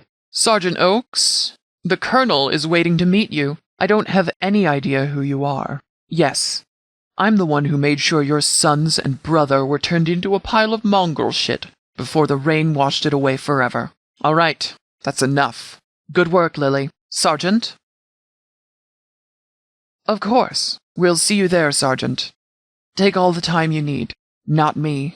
Were it not for our current common goals with the Brotherhood, we would be barring you from the Green Zone, Paladin. The time for pretending is over. You're either with us on this, or you are against us. This is extinction. There is no equivocating. Excuse me. And finally, of course, we have to thank Lily's sidekick. Smart enough to play both sides. Dumb enough to bring her to a major safe house of theirs. And finally, of course, we have to thank Lily's sidekick. Smart enough to play both sides. Dumb enough to bring her on the grand tour, revealing the existence and location of Ticonderoga, as well as allowing us to verify the location of their headquarters. Well done. That's enough. Temper. Assault what? Remember when I said we were to keep an eye out for Lenny? Radio all our scouts and scavvers. Tell them the same thing. We're looking for Lenny. All other considerations are secondary right now. Tell them I'll see to it that copies of the bounty are left at Bunker Hill, Goodneighbor, the Slog, and here that they can pick up and post. Of course, Doctor. I'll be right over. Well, Doctor, I would certainly hope this is urgent. I don't know why you brought DP with you, but I don't believe Lily's friend here has clearance. Go on. Isotope ratio gas chromatography mass spectrometry. Yes. What did your data reveal? Make it concise. Clarify. That means the Institute grew that body specifically for this purpose. That's enough. Lieutenant, we're now actively searching for him. Talk to all our contacts in Goodneighbor and the Slog. They might have seen him recently. Use every resource we have. Take extra caps with you, bribe who you need, threaten those you can't bribe. Tear everything apart until you find him. Radio in with Commander Delano with any significant updates. She'll keep us informed. Spread word. There's a 2,000 cap reward for him. Alive. This is important, Crenshaw. Remember what I said in Pennsylvania. Commander, we need your help. The faster we move, the greater our chances of finding Lily alive. I need bounty posters distributed. We'd have to wait too long for Nat to print up more, so I need you to take what we have to Bunker Hill and leave them at the caravan counter. I'll have Nat print up more while you're gone. Come back here after Bunker Hill and you'll get more for Goodneighbor, the Slog, and everywhere else. Do you have any questions first? Excellent. Come see Commander Delano for more posters when you're done with Bunker Hill. You can enter this front area, but no deeper. Help us see this through, and we can talk about full Green Zone clearance. I'll leave word with Oakes you have Yellow Zone clearance. The front area here we're currently in. Word has it that you've been proving yourself useful around here lately. I'd suggest not doing anything to tarnish that reputation. Lily is very important to us. You'll be paid well. Your commitment to Lily's welfare is less than reassuring. But we'll take what we can get given how time-critical this operation is. We have a small stack of wanted posters for Lenny on hand. We wanted him for questioning in regards to Lily's murder. It seems circumstances have changed. We are putting the utmost priority on finding Lenny. The caravans are best positioned to spread word of his bounty. We need you to rush what we have to Bunker Hill for them to distribute. Time is of the essence. Bring those posters to Bunker Hill and get back here for more as fast as you can. Are you willing to help track down Lenny? Excellent work out there, both of you. This was no small feat, especially in the short time frame you pulled it off. Certainly, Crenshaw. Let me tend to Lily's friend here, and we'll head straight to Lieutenant Dan and my terminal. You. I suppose you've earned serious consideration for Green Zone clearance. I will speak to my officers and Lily about it. However, it's customary for anyone newly cleared to receive an orientation to learn the rules and boundaries. To that end, go see Dr. McClintock in her greenhouse once we are more confident of Lily's prognosis. I will send word to expect you. If my officers don't have any objections, I will have her give you the orientation. Show up early in the morning, so you can be introduced to the on-duty officers. It seems Lily chose her friends well. Nevertheless, here are the caps you were told you'd be paid. Those were the mission orders, yes. The Bleachers don't forgive, and we don't forget. If you've got problems with that policy, you'll want this to be the last work you do for us. That is the first order of business with Crenshaw, rest assured. Gary is a very talented surgeon. He has saved many patients that the other doctors in the wasteland would have otherwise lost or killed themselves. Considering she managed to get here on her own 2 feet, I anticipate she'll make a quick recovery. Physically, at least. Now, if you'll excuse me, the lieutenant and I have a lot to discuss. Tomahawk. Yes, I know. No, we are just a sheriff's department, and not designed to support this sort of role. We will be stretched dangerously thin. We fully anticipate a gunner attack on the Fens when we launch our attack on the Adam Katz's compound, when we are at our most vulnerable. Snipers aren't of much use in the flat lands of the Adam Katz's swamp. They risk exposing themselves just to get a good vantage point. So the bulk of the sniper force will be staying here for the anticipated gunner attack on the Fens. Additional forces will come from regulars, the remaining mechanized units, myself and Lieutenant Dan. The plan is to use overwhelming sniper fire to cover us as we push them into the Mass Pike Tunnel north of our main gate. Snipers will keep them pinned in on the east while Lieutenant Dan and his unit sweep them out from the west. Ghoul food or cannon fodder. Either way, they won't be leaving that tunnel since we'll have welded shut all alternate exits. Any forces that can make it back from the operation fast enough to help us will be of great assistance. Indeed. That much is for certain. It was an extremely short-sighted maneuver. They possess immeasurable knowledge and experience. We could benefit from their wisdom. You're back. Good. We need some extra guns right about now. Dan had said as much. Now please turn it over. Because it's a security risk. There isn't just a mouth on the other side of that connection. There's an ear as well. I won't have that kind of liability in the hands of anyone but my officers. Excellent. I'm not quite sure what we'll do with this right now, but at least our secret gunner admirer can't listen in. You want to stick close to Lily during the orientation to avoid getting shot. Free advice. You also want to make sure Lily stays safe at all times wherever you two go to avoid getting shot. Understand? I have little doubt some of those old friends and family helped convince Maxon to accept our counter-proposal, Lily. Yes, you did. They'll consider the debt to them paid in full. Their mission in Boston will have been fulfilled. By us. Maxon fancies himself a strategist, and this is a zero-sum situation for him. If we fail, he loses nothing, and if we succeed, we did it for him. Politically, he will save face with the few friends we have left on the Pridwin if he accepts our offer, still having looked generous if we fail. Personally, Maxon's biggest weakness is his ego. Bringing what remains of the famous black dogs to heel feeds that ego. In many ways, our counter-proposal was very appealing to him. Fortunately, the objectives we have been tasked with align very closely with our own interests. But there is something else. Once we have completed our tasks, the Brotherhood has agreed to take both the Pridwin and their giant windbag home to the capital. The Brotherhood is stretched thin as it is. They can't occupy Boston Airport indefinitely, and Maxon realizes this. So do we. We plan for the worst, Delano is already working on the logistics of evacuating everyone from the Bleachers. I would expect Maxon to fulfill his promise of leveling the wall and Diamond City to fall within weeks at most, if not days. But that is not an option here. Our objectives are mutual, which is why we counterproposed them. So listen up. Everyone's here. You all know by now, we were paid a visit by the Brotherhood the other day. Senior Scribe Williams brought a list of demands from youngling Maxon.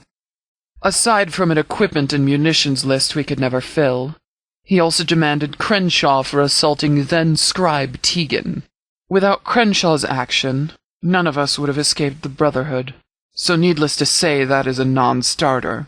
The threatened punishment for not acceding was to have the entire East Wall and our organization leveled from the air with advanced warning.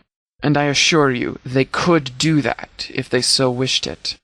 And we could not stop them. So, we made a counter-proposal. It was not my first choice, but it kept the wall from getting demolished, for now. The good news is it was accepted. The bad news is Maxon is playing a zero-sum game. We are to risk ourselves on behalf of their interests. Thank you everyone for coming. We have some rather important business to discuss. And finally, of course, we have to thank Lily's sidekick. Smart enough to play both sides, dumb enough to bring her to the Railroad HQ. And I don't appreciate being played for a fool. For years now, the Railroad has been operating against the interests of Diamond City under the feeble pretense of fighting the Institute. If anyone can explain how absconding with Institute synths, giving them brain damage, and releasing them fights the Institute, I'm listening. Far from fighting the Institute, this only forced the Institute to make more synths to replace the lost copies. The time to stop them has arrived. Whether they are actually fooling themselves into believing that a shoplifter fights the clerk they steal from is not my concern. They are a threat. This operation will test that assertion to the fullest. Very well. She understands what family means. Those tunnels are a death trap for an assault force without the element of surprise, which an assault-sized force would not have anyway. These are not gunners in an open area. These are desperate fighters who would have us at a huge disadvantage if we entered those tunnels. I am not willing to risk those kinds of casualties, so the Doctor has devised a different plan utilizing a far less risky approach. We wait for the water line inside the church to reach sea level, somewhere along the steps to the basement, I'd imagine. Then we'll know it's done. The target is possibly the last railroad operations facility in the Commonwealth. The so-called Ticonderoga safe house in Monsignor Plaza. They occupy the old gray office building just to the south of the Monsignor Plaza Mall, as an entirely independent cell from the main headquarters. Just like the railroad main headquarters, this independence makes them fully capable of smuggling and releasing synths on their own. And it's these capabilities that make them both dangerous and an important target to neutralize. Return here, and we will discuss our other objectives after we have dispatched the railroad. Lily, I know you care a great deal for the Doctor, but you need to be a team player in this. No taking protecting her into your own hands. You need to follow your orders in this without question, and trust that Crenshaw will keep her safe.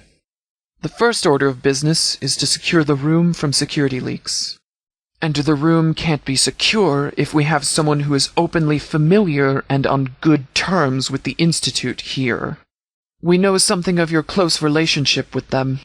When you used that teleporter in Lily's presence, how did you think she would react? What we're doing here is too important to compromise with variables such as yourself. You have a choice to make right now. We'll see if you really feel that way. Very well. Anyone who knows Lily would have known. Yes, that's why it's called a plan. I know I have the loyalty of everyone else in this room. What I don't know is if you're willing to assist us in moving against the Institute. Indeed. Very well. Good. Our ultimate goal is need to know, and people who haven't agreed to help us don't need to know. And you, Heather. We can always use a skilled fighter in our corner. Let's get started. Thank you, everyone, for coming. This is a very important meeting. I've called Whitworth here to join us for reasons that will become apparent. Yesterday, with all of your assistance, Dr. McClintock was able to gather some high-quality subsurface images of the CIT campus. She and Lieutenant Dan reconstructed the images overnight to give us a clearer idea of what we're dealing with. Doctor. Actually, she and her sidekick right again, Lieutenant. I spoke to Dr. Gary already, and he has not cleared your wound for exposure to seawater. I'm always serious. Safe to say it detonated, yes. Crenshaw should be entering Cambridge right now to monitor burst readings. And we have our own device for monitoring the carrier wave here. Whitworth wasn't sure. All that knowledge doesn't make him a geologist or a physicist. He estimated 5 to 10 minutes to flood if it happened at all. But it was a best guess on his part. Pretty. You raise good points. Very well. Report back to HQ when you're done with your therapy session. Indeed, not unexpected. We knew they'd have time, even in the best-case scenario. Keep me up to date on the chatter as it happens. Agreed. They wouldn't have teleported there unless they had repaired it enough to leave through the elevator. Otherwise, they'd be teleporting into their tomb. We talked about you confronting the Institute. I had no choice when it came to you placing the charges under the river. But this is different. Spears can clean them out with 3 mechanized infantry units. There's no need to risk yourself. I should contact Maxon and report our end of this Faustian bargain completed. It's time for the Brotherhood to leave Boston. Good to see Spears' team back. And many other things. Go find Lily and bring her here so we can start the briefing. Let's get started. Now comes the reason we wore power armor. We go down there and kill every last thing that moves. If it's all the same to you, I'd rather they had no chance. So put your helmet on and let's move out. I'm glad you were able to convince them. I see the vault gear door remained open. Fortunate, someone else is on the way and will meet us down there later. But for now, yes, just us. If it's all the same to you, I'd rather they had no chance. It appears your question has been answered, Lily. I will leave you to your preparations. Excellent work, everyone. The Commonwealth will sleep easier tonight. I suggest you get some sleep as well. Dismissed. Not at all. Please do, Whitworth. We initially thought this was an inside job, as cistern security is so high. That didn't turn out to be the case. The card reader log shows Deputy Hewitt was the only one who accessed the cistern in the last 24 hours. The same. We reported his death accurately, but withheld certain details from the report to aid in the investigation. Specifically, there were signs of torture on his body, and his badge and card were missing along with most of his other belongings. At the time, we attributed it to typical gunner greed. But now that his card has been used to access the cistern, we are suspecting something more. We're running on the assumption he was tortured into giving up intel about the department prior to being murdered and dumped. The easiest explanation after that would be they hired or threatened a Green Zone secure civilian into accessing the cistern with the card. Someone we know and see regularly. Someone who wouldn't attract attention wandering around right field by themselves. One last thing, Lily. Shut up, Lily. Let her explain. There wasn't any reason to suspect that had any involvement at the time of Hewitt's murder. As I said, just typical gunner greed. Circumstances are different now. So answering that part of the question is the second part of this mission. We know this. Hewitt was alive, confirmed by autopsy. And we never heard him radio for help. This was a well-planned abduction. He was also operating in the same area his body was found. So they likely were in the area long enough to gather intel for an effective abduction. Hewitt's body was found less than half a click from the residence of a farmer I'm told you are familiar with. The old man with the house overlooking the ruins of Fort Independence. I believe he was one of the first Atomcat beneficiaries. Thank you, Lily. Talk to him. See if he knows anything about Hewitt's murder or the people who did it. This is strictly fact-finding. Understand? If he saw anything, they likely threatened him with death if he told anyone. So he may need to be bribed or threatened for the info. I don't need to tell you the doctor's greenhouse is the lifeblood of our entire operation. The water purifier, the food, the cotton. Without it, the entire effort withers and dies. Plain and simple. If that farmer knows anything, question him. Try to find out who did this and why they went after us. Don't bite off more than you can chew. This is strictly a fact-finding mission. We're not done. The gunners staged this from Quincy. They had time, resources, and space to do this close by. That's intolerable. Once the garage is under control, you, Crenshaw, and the rest of the forces will move on to Quincy and eliminate the gunner presence there. Lieutenant Harkins' snipers and a small detachment of mechanized units will approach Quincy from the north on the elevated highway. They will sweep it of gunners and establish sniper positions to assist the ground units with clearing out Quincy. The rest of the mechanized units we can spare will move in from the southwest and seal off any remaining escape routes. We're ending the gunner threat on the Atom Cats once and for all. We will trap them in Quincy and make it their grave. The gunner blood we spill will wash away the shame of the Minutemen, and they will never threaten our friends again. No prisoners, no survivors. Great. Are there any questions? Very well. Get your power armor and rally with the mechanized team in the bathhouse tonight. The power armor bay. Right there. There is a water-sealed unit waiting for you. And you, as Lily's most recent living sidekick, will you stand with your friend? That much is for certain. Get started. Lieutenant Spears will meet you at the L Street bathhouse this evening. Harkins radioed in to brief us. Spears has stopped bleeding and is stable. She and the Quincy team are bringing him back right now, slowly. Crenshaw and some scouts took care of the bodies at the garage, and are jogging back to Diamond City as we speak. We've still got tasks to accomplish before this is over. How are you holding up? I've got one more job for you. He's not done. Sheriff. 12 shotguns, 500 shells, 3 night vision goggles, 2 binoculars, 2 water purifiers, 10 K-bars, and 1 GEC. Sheriff. Was it to get information on us back to the kid? Once word spreads that we're gone, Diamond City's days are numbered. It will be overrun by raiders, gunners, or supermutants. Take your pick. If you don't have Diamond City, you don't have the largest trading hub in the region.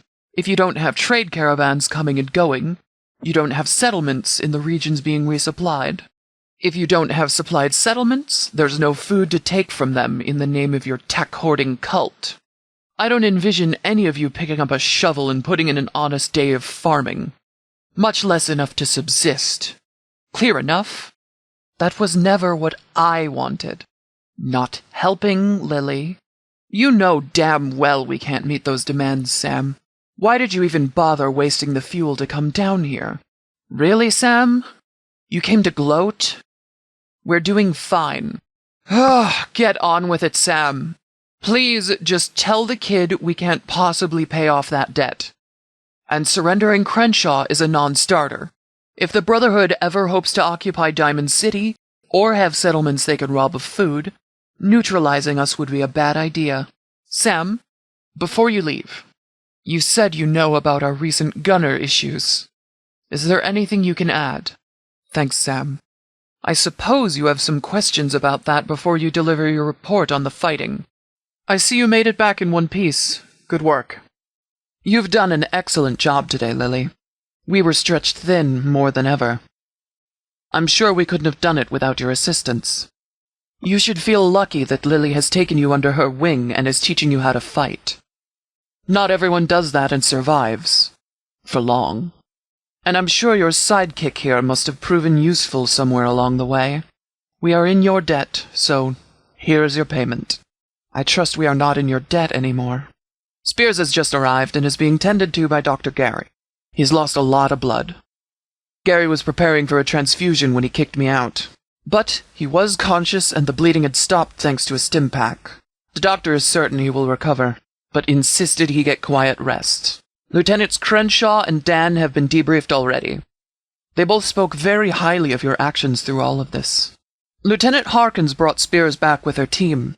She, too, was notably impressed with your actions in Quincy. Spears will be debriefed when he's well enough. I have no doubt he will say the same thing when it comes to you leading them to the garage. These were very, very difficult missions. You performed them admirably and bravely. Everyone here, and at the Atom Cat's garage, is in your debt. Your guidance across the sea floor saved a lot of lives in what would have been an otherwise costly frontal assault. You earned this today. Don't let anyone ever tell you otherwise. You are one of the bravest and most skilled fighters I have ever known, Lily. You will use it well, I have no doubt. The officers and any deputy we could find all agreed. This is an exception. You will be the first civilian to have one of these. I appreciate that more than you know. What sort of ideas? Lily, you're the head scout, Crenshaw. Can you add anything? Ironic the Colonel achieved with the Vault in an ancillary operation what he couldn't achieve with Diamond City as his main operation. Total and seamless replacement of the population. Yes, surprisingly enough, negotiations with Senior Scribe Williams went swiftly. Maxon has made alternative demands. The good news is that we have a roadmap to convince them to leave you alone, drop their restitution demands, and leave Boston. They have shared the pertinent intel with us, and I grudgingly admit it is a large amount of useful intel from the little I've seen. Combined with what we know from the Courser's chip and the railroad holotapes, we will be in a position to meet Maxon's demands. There will be much to discuss once Dr. McClintock, Lieutenant Dan, and I finish analyzing the intel and formulating options. The bad news is what he is demanding makes us errand boys for our mutual interests in the region. Still, if it gets them to leave us alone... Excellent work, everyone. Expect to hear from us in the next 48 hours. Dismissed. One thing is for certain. We're not going to be waiting around to be hit again. We're going there, and we're going to finish this once and for all. And of course, Lily's sidekick here. Good work on escorting Crenshaw to the Dunmores. Here is your payment. Did you have any questions? It will take time to plan, weigh, and decide on various options, but an assault of this vault in some capacity is in order. We will contact you when we are ready to move. You've been a reliable hired gun this far. Very well. We'll contact you when we're in need of your services again. You can check with Commander Delano or your mailbox in Wright Field. You've lived longer than most of the previous ones. You've earned it. Wear it with pride. Somewhere. Most likely, yes. We are still decrypting the chip from the Courser that Crenshaw procured. It is yielding results. And the holotapes that Lily procured from the railroad safehouse are likewise being analyzed. They will yield actionable intel. Then, it's on to the second objective. Are there any more questions before we head out? The target is indeed that valuable. However, actually entering the building to engage is Plan B. If all goes well, it won't come to that. On the contrary, if all goes well, they will come to us. And we will never set foot inside the building until we verify it's empty. I don't know if I'm embarrassed for my training or proud of the doctor. But this is her plan too. So give her your attention. The universe doesn't care about fair or unfair. This is war. The railroad must fall. The sooner it's over, the better for everyone. Lily, you are to meet Crenshaw in the alley in front of Pickman's house at nightfall. Do not be late. Do what he instructs, and our chances of success increase dramatically. Are there any questions? There are other reasons. But I know you well enough to know I can't keep you from a fight you take personally. If you're going to show up anyway, we're going to coordinate and put you to good use. We anticipate the railroad won't go quietly. If nothing else, maybe your sidekick can stop some bullets. Lieutenant Crenshaw will escort Dr. McClintock to a rally point a block from the CIT campus in Cambridge. They must travel alone, Lily, because I want them arriving without a single shot fired. Her safety is paramount, and power armor attracts attention. The equipment is portable in only the strictest sense of the word. Lieutenant Spears and Lily will carry that to the rally point in Cambridge. Lieutenant Harkins will arrive with the regulars in case Plan B must be executed. They will wait at their own rally point to avoid drawing attention. When all parties are confirmed in position, you will move quietly to take the first reading. The GPR will no doubt flood the Institute with radar waves. They might very well detect it. They might never know it happened. We do not know. What we do know is that it will be a very tense few minutes, with the thought that any second a synth could teleport in next to them, because the jamming device directly interferes with their teleport carrier signal, and emits quite the light show. Nevertheless, the equipment you and Spears will be transporting has a jammer hooked to a worksite fusion generator. If they are not discovered, Crenshaw and the doctor will take the readings and everyone will quietly return. No shots fired. However, at the first positive sign that the Institute is alerted to their presence, Plan B will take effect. The GPR might get their attention. However, the jamming device will get their attention. Are there any questions? You are a loyal sidekick. Very good. Very well. Good luck out there. Work together and bring each other back safely. The last thing we need is the Institute catching any of you and putting you under their mind scanners to hear the answer to that question. So, we're not going to be discussing that until the data is analyzed and we have formulated a plan that's ready to execute. You've been paid so far. If caps are all it takes, then there shouldn't be an issue. Nightfall to the southwest of the CIT campus by the river shore. Lily and Lieutenant Spears will be transporting heavy gear there. No. I don't know where they'll go. I frankly don't care. But they have agreed to leave the Commonwealth, yes. Actually, she, her sidekick, and Heather ride again, Lieutenant. Dr. Gary refused to clear your wound for exposure to seawater. Were you not the one who led them across the seafloor and to take the Atom Cats' garage? Was the report incorrect? You won't be alone out there, Lily. Harkins will be stationed on the overpass. She will quickly end any threat that may come your way. But after the GPR scans we took, the Institute will be very paranoid. We can't send more than her or we risk them discovering us. Keeping the team too small to notice served us well against the Institute previously, so we're doing it that way again. However, the T-60 seals still need to be checked, HUD data uploaded, and tanks switched out for amphibious mode. I believe that's your department. Affirmative. As you surmised, Lily, that is why you're here. This will be a submerged power armor operation. The time spent salvaging power armor off the Atom Cats' coast makes you, by far, the most experienced submerged power armor pilot we have. You and your team formed an extremely effective amphibious assault unit. We need that skill again. Then it was your team. Now, I believe Lieutenant Dan was going to brief you and your team about this. That is a good question. Whitworth? It's nice to get out of the office every once in a while. I've heard about him.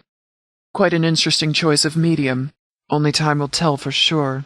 We'll need some time to consider all of this and plan a number of strategies. Yes, of course. Anyone here is invited. Lieutenant, bring the walkie-talkie we recovered from the gunners. It may yet prove useful. Crenshaw and Dr. McClintock arrived shortly after leaving the CIT campus, without incident. They have made brief reports. I'd like to hear your report as well, Lieutenant. You heard the doctor. Next phase won't be ready until tomorrow. Get some rest, everyone. We'll meet back here in 24 hours. As I said, the reason will be clear at the briefing. See you there. The doctor's working theory seems plausible. That the jammer reached to the actual teleporter machine and prevented all passage out of the Institute. But, with lives on the line, we can't afford to depend on a theory. The Institute also has above-ground allies that would try to disable it. We can't hold the CIT campus indefinitely. Lily, one last thing before you go. Quite the opposite. We need you and your sidekick for this. The reason will become clear in the briefing. I wish there was another way. Yes, I do. As I said, I wish there was another way. The plan has already been set. We just need the data to refine it. The only reason you're not being briefed right now is because of the Institute's mind probe. Puzzling, but serendipitous, at face value. Linda? Nothing for your team? As I stated in the cafe, being forthcoming and engaging with the civilians we protect is critical for mutual trust and support. So yes, there is a not small chance any of us would be recognized, and this operation would become vastly more difficult. We're leaving. We've done what we've come to do. It's time to leave. Yes, the agreement to get the keycard was made in good faith, and we'll honor it. We may have more to gain from a good relationship with the once and future occupants of this vault than is presently obvious. There's also not much left in a vault that's been occupied for 2 centuries, undoubtedly. Precisely. I'm sure he'll find us on our way out. So let's get out of here. You're free to believe whatever you want about why we're here. That's not important. We're honoring our part of the deal. The vault is yours, and we expect you to honor your word not to cause trouble with travelers topside. It's time for us to leave. Good luck to you, old man. Yes. Which means if the Institute tries to— Not now, Lily. You're never quick. Don't mention it. Well, I'm glad you were smart enough to do so, Lily. It would seem the gunners need to be taught a new lesson. For you, nothing. Thanks to you two, we have a significant amount of intel that needs analyzing before we can act on it. But there is a pressing matter that we could use your friend's help with. Lieutenant Dan is waiting for you in the conference area. He'll have your payment. There is also another matter we could use your help with. The lieutenant will have the details, but briefly, there's a loose end regarding the Gunner Institute link you uncovered. We'd like to fix it. Power armor, a minigun, and a deathclaw. No. She's right, you know. We don't want to be delivered at the hands of the BOS. I've seen it before. Good work. Their presence complicates things. But as you just saw, it can also be used to our advantage, if we can keep them from leveling this wall. Senior Scribe Williams made it clear what they want. It took longer than I thought, but the Brotherhood finally turned their attention to us. Report. Go with Crenshaw. Find the Dunmores by Nuka World. Find out what you can about all this rise in gunner activity. What made it apparent you were at the Dunmores' homestead specifically? Odd? The railroad, I mean. What were they there for? If they didn't hate me, it would mean we weren't effective. Elaborate. This is why any officer worth their salt won't put a family in such a position. But, as Dan said, the gunners don't care about their troops.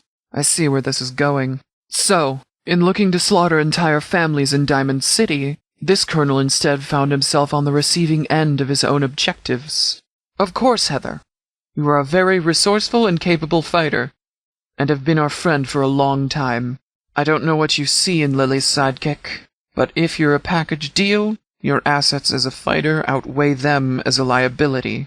You can support Lily, watch her six, and help bring each other back safely. You and Lily are both important to the department. I doubt that very much, Heather. This operation will test that assertion to the fullest. The doctor is highly intelligent and has no formal military training. The resulting unorthodoxy of her tactics is what makes them so valuable. Meet Lieutenant Crenshaw at nightfall, 10 p.m., just outside Pickman's Gallery. Keep yourselves and your teams wired tight, people. Tonight is very important. Bravery, faith in our comrades, and execution will win it. Dismissed. Good work. If the railroad somehow survives this, there won't be any sense left to turn loose by the time they achieve that capability again. It's time for an even more formidable enemy now. Report with us to the briefing area. Time is critical. Our plan is based on the same principle as our operation against the railroad headquarters. But that's where the similarities end. The Institute is a giant bunker, no doubt about it. A frontal assault, or even any sort of infantry maneuver, is totally out of the question.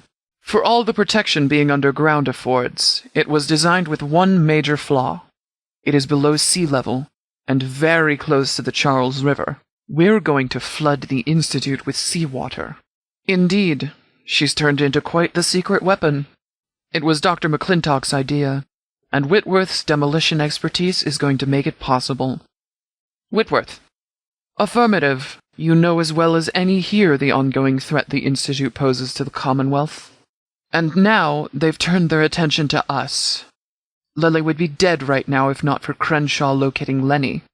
They took out contracts to kidnap the doctor and Mr. Dr. Pepper as well.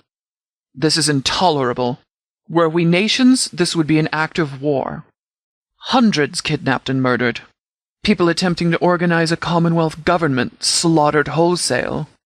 Even if it weren't required to get the Brotherhood to leave Boston and us alone, we would be pursuing this ourselves with this newfound intel. This is a threat we intend to neutralize, for our own safety and the safety of our children. You told me you had it, and you knew this whole time. We need to have a serious talk about risk management sometime, Whitworth. Does Crenshaw have any other weapons of mass destruction or similar doomsday devices in his room we don't know about? The signal is certainly the strongest in that area. Crenshaw, can you accompany Harkins and take telemetry readings?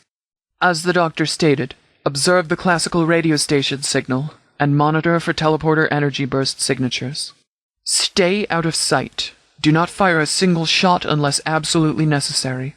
Maintain radio silence. The Institute cannot know we are there. Scuba-equipped power armor with HUD data is in the power armor bay. Both explosive device... I have no idea what that means, but if it's good, we're glad you're with us. It is an unorthodox plan with a low risk for casualties, succeed or fail. One of the many reasons Dr. McClintock is valuable to us. Might I suggest returning it and piloting one with inspected seals and fresh air tanks? It's waiting for you in the power armor bay. Lily's team, remember your orders. Follow them to the letter. We are a team and work best as one. This is an important mission. If you're successful, you will be well compensated. Make sure Lily stays safe, or we'll have a problem. I don't send you on this task lightly, but there is nobody better suited in the Commonwealth for submerged power armor tactics. Come back to us in one piece so we can resume dinner nights. Certainly not in front of everyone. Please be safe, Lily. Good to see everyone alive. Did you complete your objectives? Excellent. Now we detonate the demolition charge.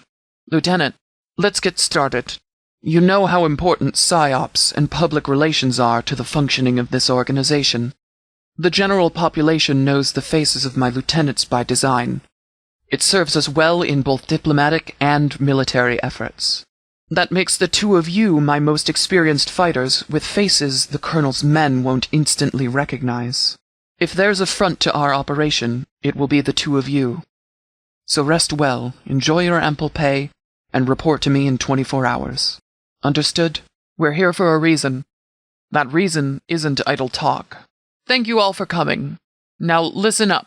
As you all know, almost 10 years ago, I had a job as a caravan guard for a merchant named Fiddle. Diamond City was a stop on our route. To make a long story short, a very large group of gunners attacked Diamond City while we happened to be there. At a wide open front gate. It was a very well-coordinated attack. The gunners employed standard urban assault tactics with a shock-and-awe mini-nuke blast at the onset. The initial blast killed many citizens, including Fiddle, the heads of security, two of Lily's friends, Sergeant Oakes' wife, and his little daughter. We owe the sergeant more than we can ever repay. The city would have you believe that I alone led the security force to repel the gunner attack. We all know Oakes played just as important a role. I did not stop the initial advance alone. Oakes was at my side, throwing everything he had at them. He was a ranking guard, and without his support, the demoralized security guards would not have rallied to my orders to repel the gunners. Instead of falling that day, Diamond City fought harder than it had in a century, beat back the gunners, and captured 36 of them alive. We all know what happened to the gunners we caught. It's why the gunners have left us alone ever since that day. However, it seems the commander of this attack wasn't satisfied at having escaped with his life that day, and has been plotting his revenge ever since. In the communications we've seen, he's referred to simply as the Colonel. But Crenshaw has obtained more details about him and his motivations. Much of the recent troubles we have had with both the gunners and the Institute can be traced back to this individual. Lily's kidnapping, the cistern contamination, Deputy Hewitt's murder, the attempted kidnapping of Mr. Dr. Pepper, and the occupation of the Atom Cats' garage with the simultaneous attack on Diamond City. Even random, unrelated kidnappings they did for the Institute to fund their operation can be traced back to his grudge against me. We have dealt with each of these attacks individually and successfully, but we are always reacting to his moves instead of addressing the source. That changes today. Crenshaw has the location of this gunner, so we are going to help him join the family he misses so much. Among the gunners we captured were his brother and his 2 sons. His only children until we made them mongrel food. He hasn't forgotten about what we did to them. Yes, Crenshaw's early impromptu briefing, also known as gossip, was accurate. He and what remains of his force are in Vault 816. A plan. Which is why you're here, Lily. No, you're part of the plan, Lily. Please, just listen. You too, Heather. What did you find on Vault 816, Lieutenant? Just find that switch that opens this thing. The faster you do that, the faster we can come in and help. As simple as it gets. You pose as a raider trying to sell your sidekick to the occupants of the vault. This serves two purposes. First, if they try to make the purchase, it will confirm our suspicions. We will know that they are not actually children of Adam. Second, you can enter into the main entry area of the vault without arousing suspicion. And a small element of surprise will save lives later. If we have to cut through those armor plates, they will no doubt have the time to mass quite the arsenal on the other side of that door. Somewhere on the other side of that armored shutter is a control to open it and keep it open. You need to find it and activate it. I would start looking by tracing wires from the doorway deeper into the entryway. Most likely to a switch by the person on the intercom. Spears and I will enter, and we will clean the vault out. The city will be in good hands under Dan Crenshaw and Harkins. If this colonel has something to say, he can say it to me himself. And then I will make sure that he knows, in no uncertain terms, who is killing him and why. Get to Vault 816 with Lily. We will meet you there. We will be waiting for you and Lily to let us inside. If one is the commanding officer of a vault occupation, there's one place ready-made for you to fulfill that role. The Overseer's office. He most certainly won't be. But it gives us a place to start looking, which is more than we had coming down here. Hard to say, maybe. Then we're no better than the Brotherhood. Yes, the Citadel has sent 2 patrols to the Commonwealth in recent years after a synth and a scientist appeared in the capital wasteland. The patrols sent back word about the Institute and railroad dangers. The Pridwin is the Brotherhood's answer. They are never a benefit to anyone but themselves long-term. They stole Rivet City's power plant at gunpoint and put it in that airship. The Institute kidnapped you and would have killed you for what you know. You've never seen Luna at the meetings, have you? And she's safer for it. We can't have you knowing too much anymore. That's the way it is. Absolutely not. You're not getting the job. End of discussion. Look, will you leave if I promise to come? So much for fact-finding. Good work. And the gunners? Crenshaw radioed in to brief us. Spears has stopped bleeding and is stable. The Adam Katz's team are bringing him back right now. Slowly. This isn't over, Lily. The operations in South Boston have left us seriously depleted for the next few hours.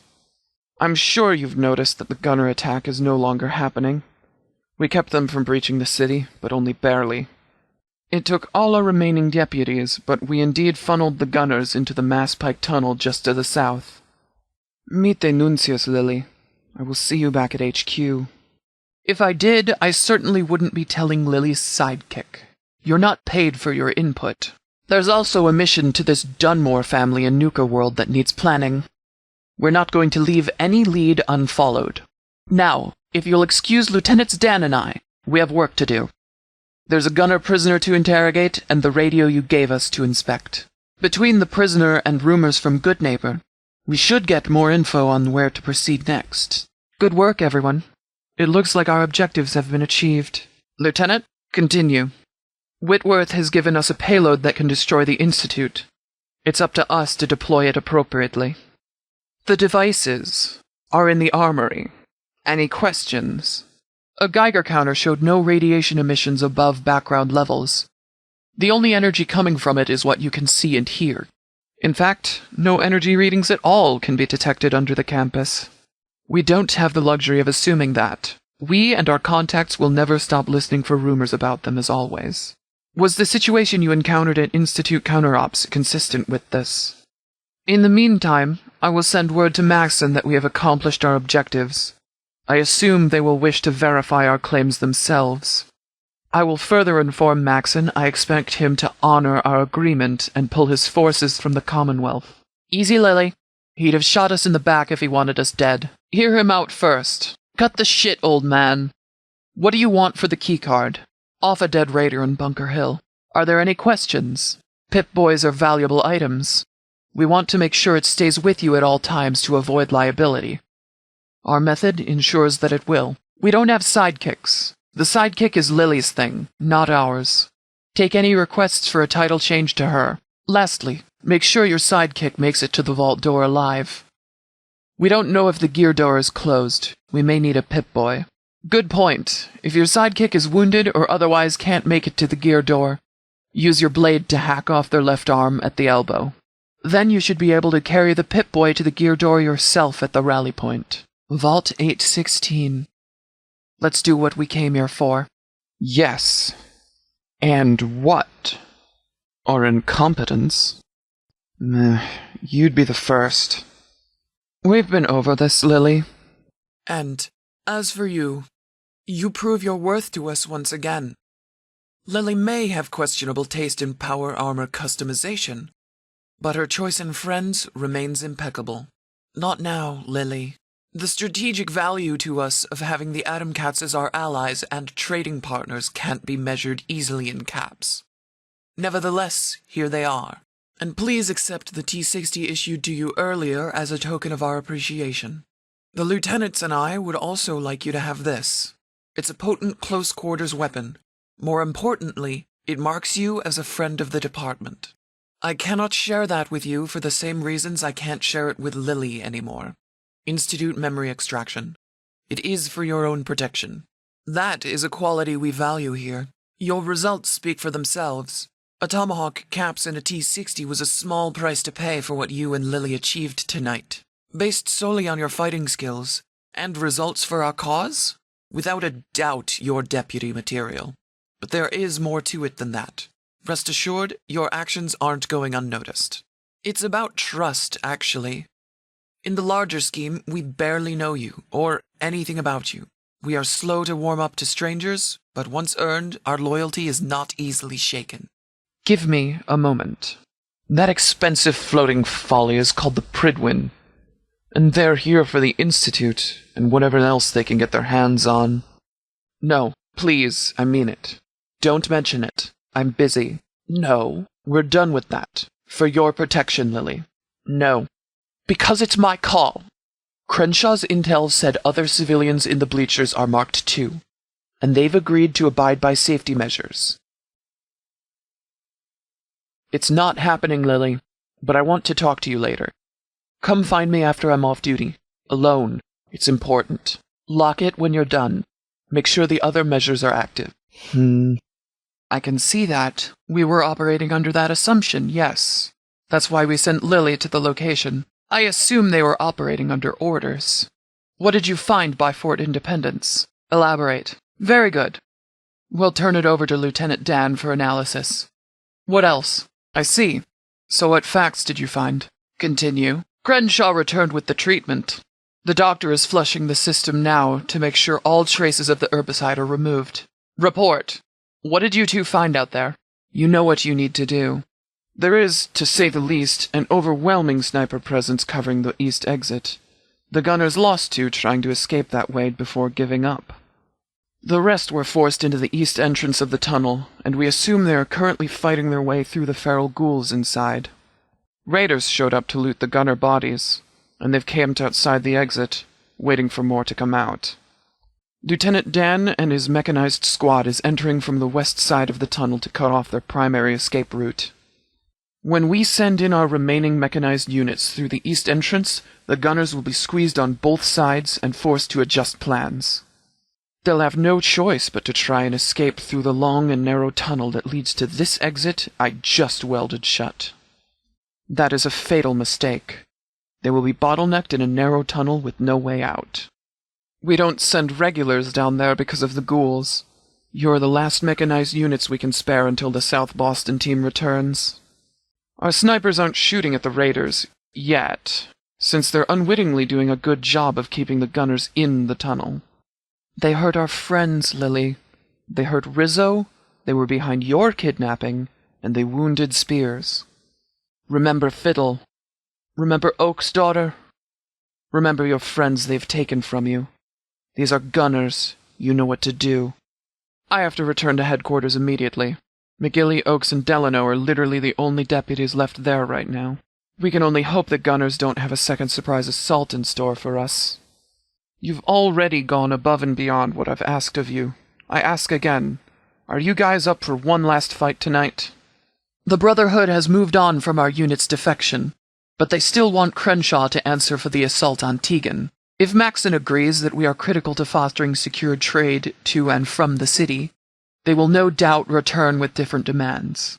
That is when negotiations begin, which is a better position than being at the mercy of their air supremacy, tactically speaking. We're not going to get destroyed by them, and if it means working on common goals, then that's what it takes.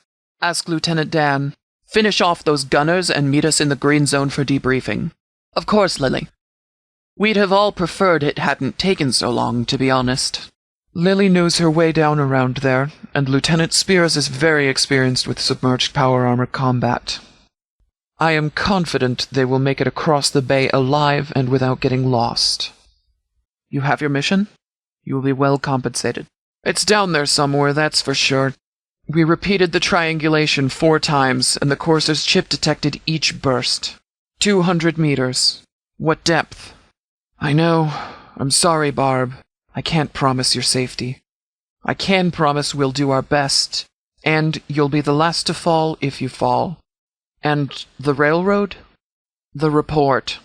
Excellent work. I don't know. You haven't given your report yet. Very good. Unbelievable. Okay, nobody go into Crenshaw's room until Whitworth and I have talked about his lack of self-preservation instinct and disarming these bombs. But right now we've got more pressing business. Welcome back. Report?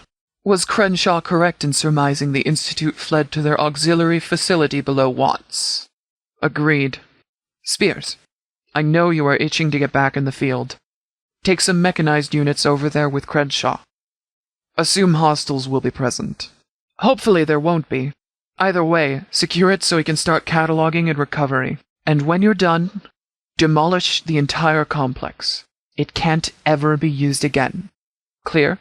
Crenshaw, your report on the facility said most things in it were newly manufactured, including the tech. At first light, take all your free scavers over there and clean it out. Don't assume it's secure until Spears has given you the clear. Lieutenant Crenshaw, can you repeat your report for the new arrivals? Dan and I are going for coffee when we're done here. Feel free to join us. I hope you're right, but for now we operate under the assumption they will restore power and resume operations. The teleporter jammer stays on. A war against extinction is no time for half measures. In the absence of direct evidence, only time will tell if the Institute has truly and fully been neutralized. This is not a trivial operation for them to sustain or get underway. It's in their best interest to leave with no reason to be here. Even if Maxon is too inexperienced to see it, his advisors aren't. They're not eager to continually drain resources here for no reason. Then there is the matter of optics. He agreed to this. If he didn't keep his word, the tangible damage to his reputation would be severe. Nobody could take him at his word anymore. And the trust of his soldiers is absolutely required for someone in his position. No, I expect they'll leave once they verify our claims themselves. Me too. Whatever the case, Commander Delano is radioing the message to them right now. Is that your tent back there? Why are you camped out here? I'm sorry for your loss. Why did they spare you? Is that your rule or Adam's rule? We have absolutely no interest in stretching our forces thin enough to occupy a distant vault of no strategic value to us. I can't guarantee nobody else will harass you when we're gone. We're not going to join your church, and we can't defend the vault for you. But I hesitate to leave it in the hands of someone potentially just as hostile. I have been attacked by Adamites for no reason in the past. It seems we've reached an agreement then. Your key card for the claim to the vault when we're done. And you let travelers pass here without incident. We're doomed. I will enter the location of the entrance into your power armor targeter. Lieutenant Spears and I will meet you there, at noon. Raiders are lazy, and you're posing as a raider. Very well. Get to Vault 816 with Lily. Lieutenant Spears and I will meet you there.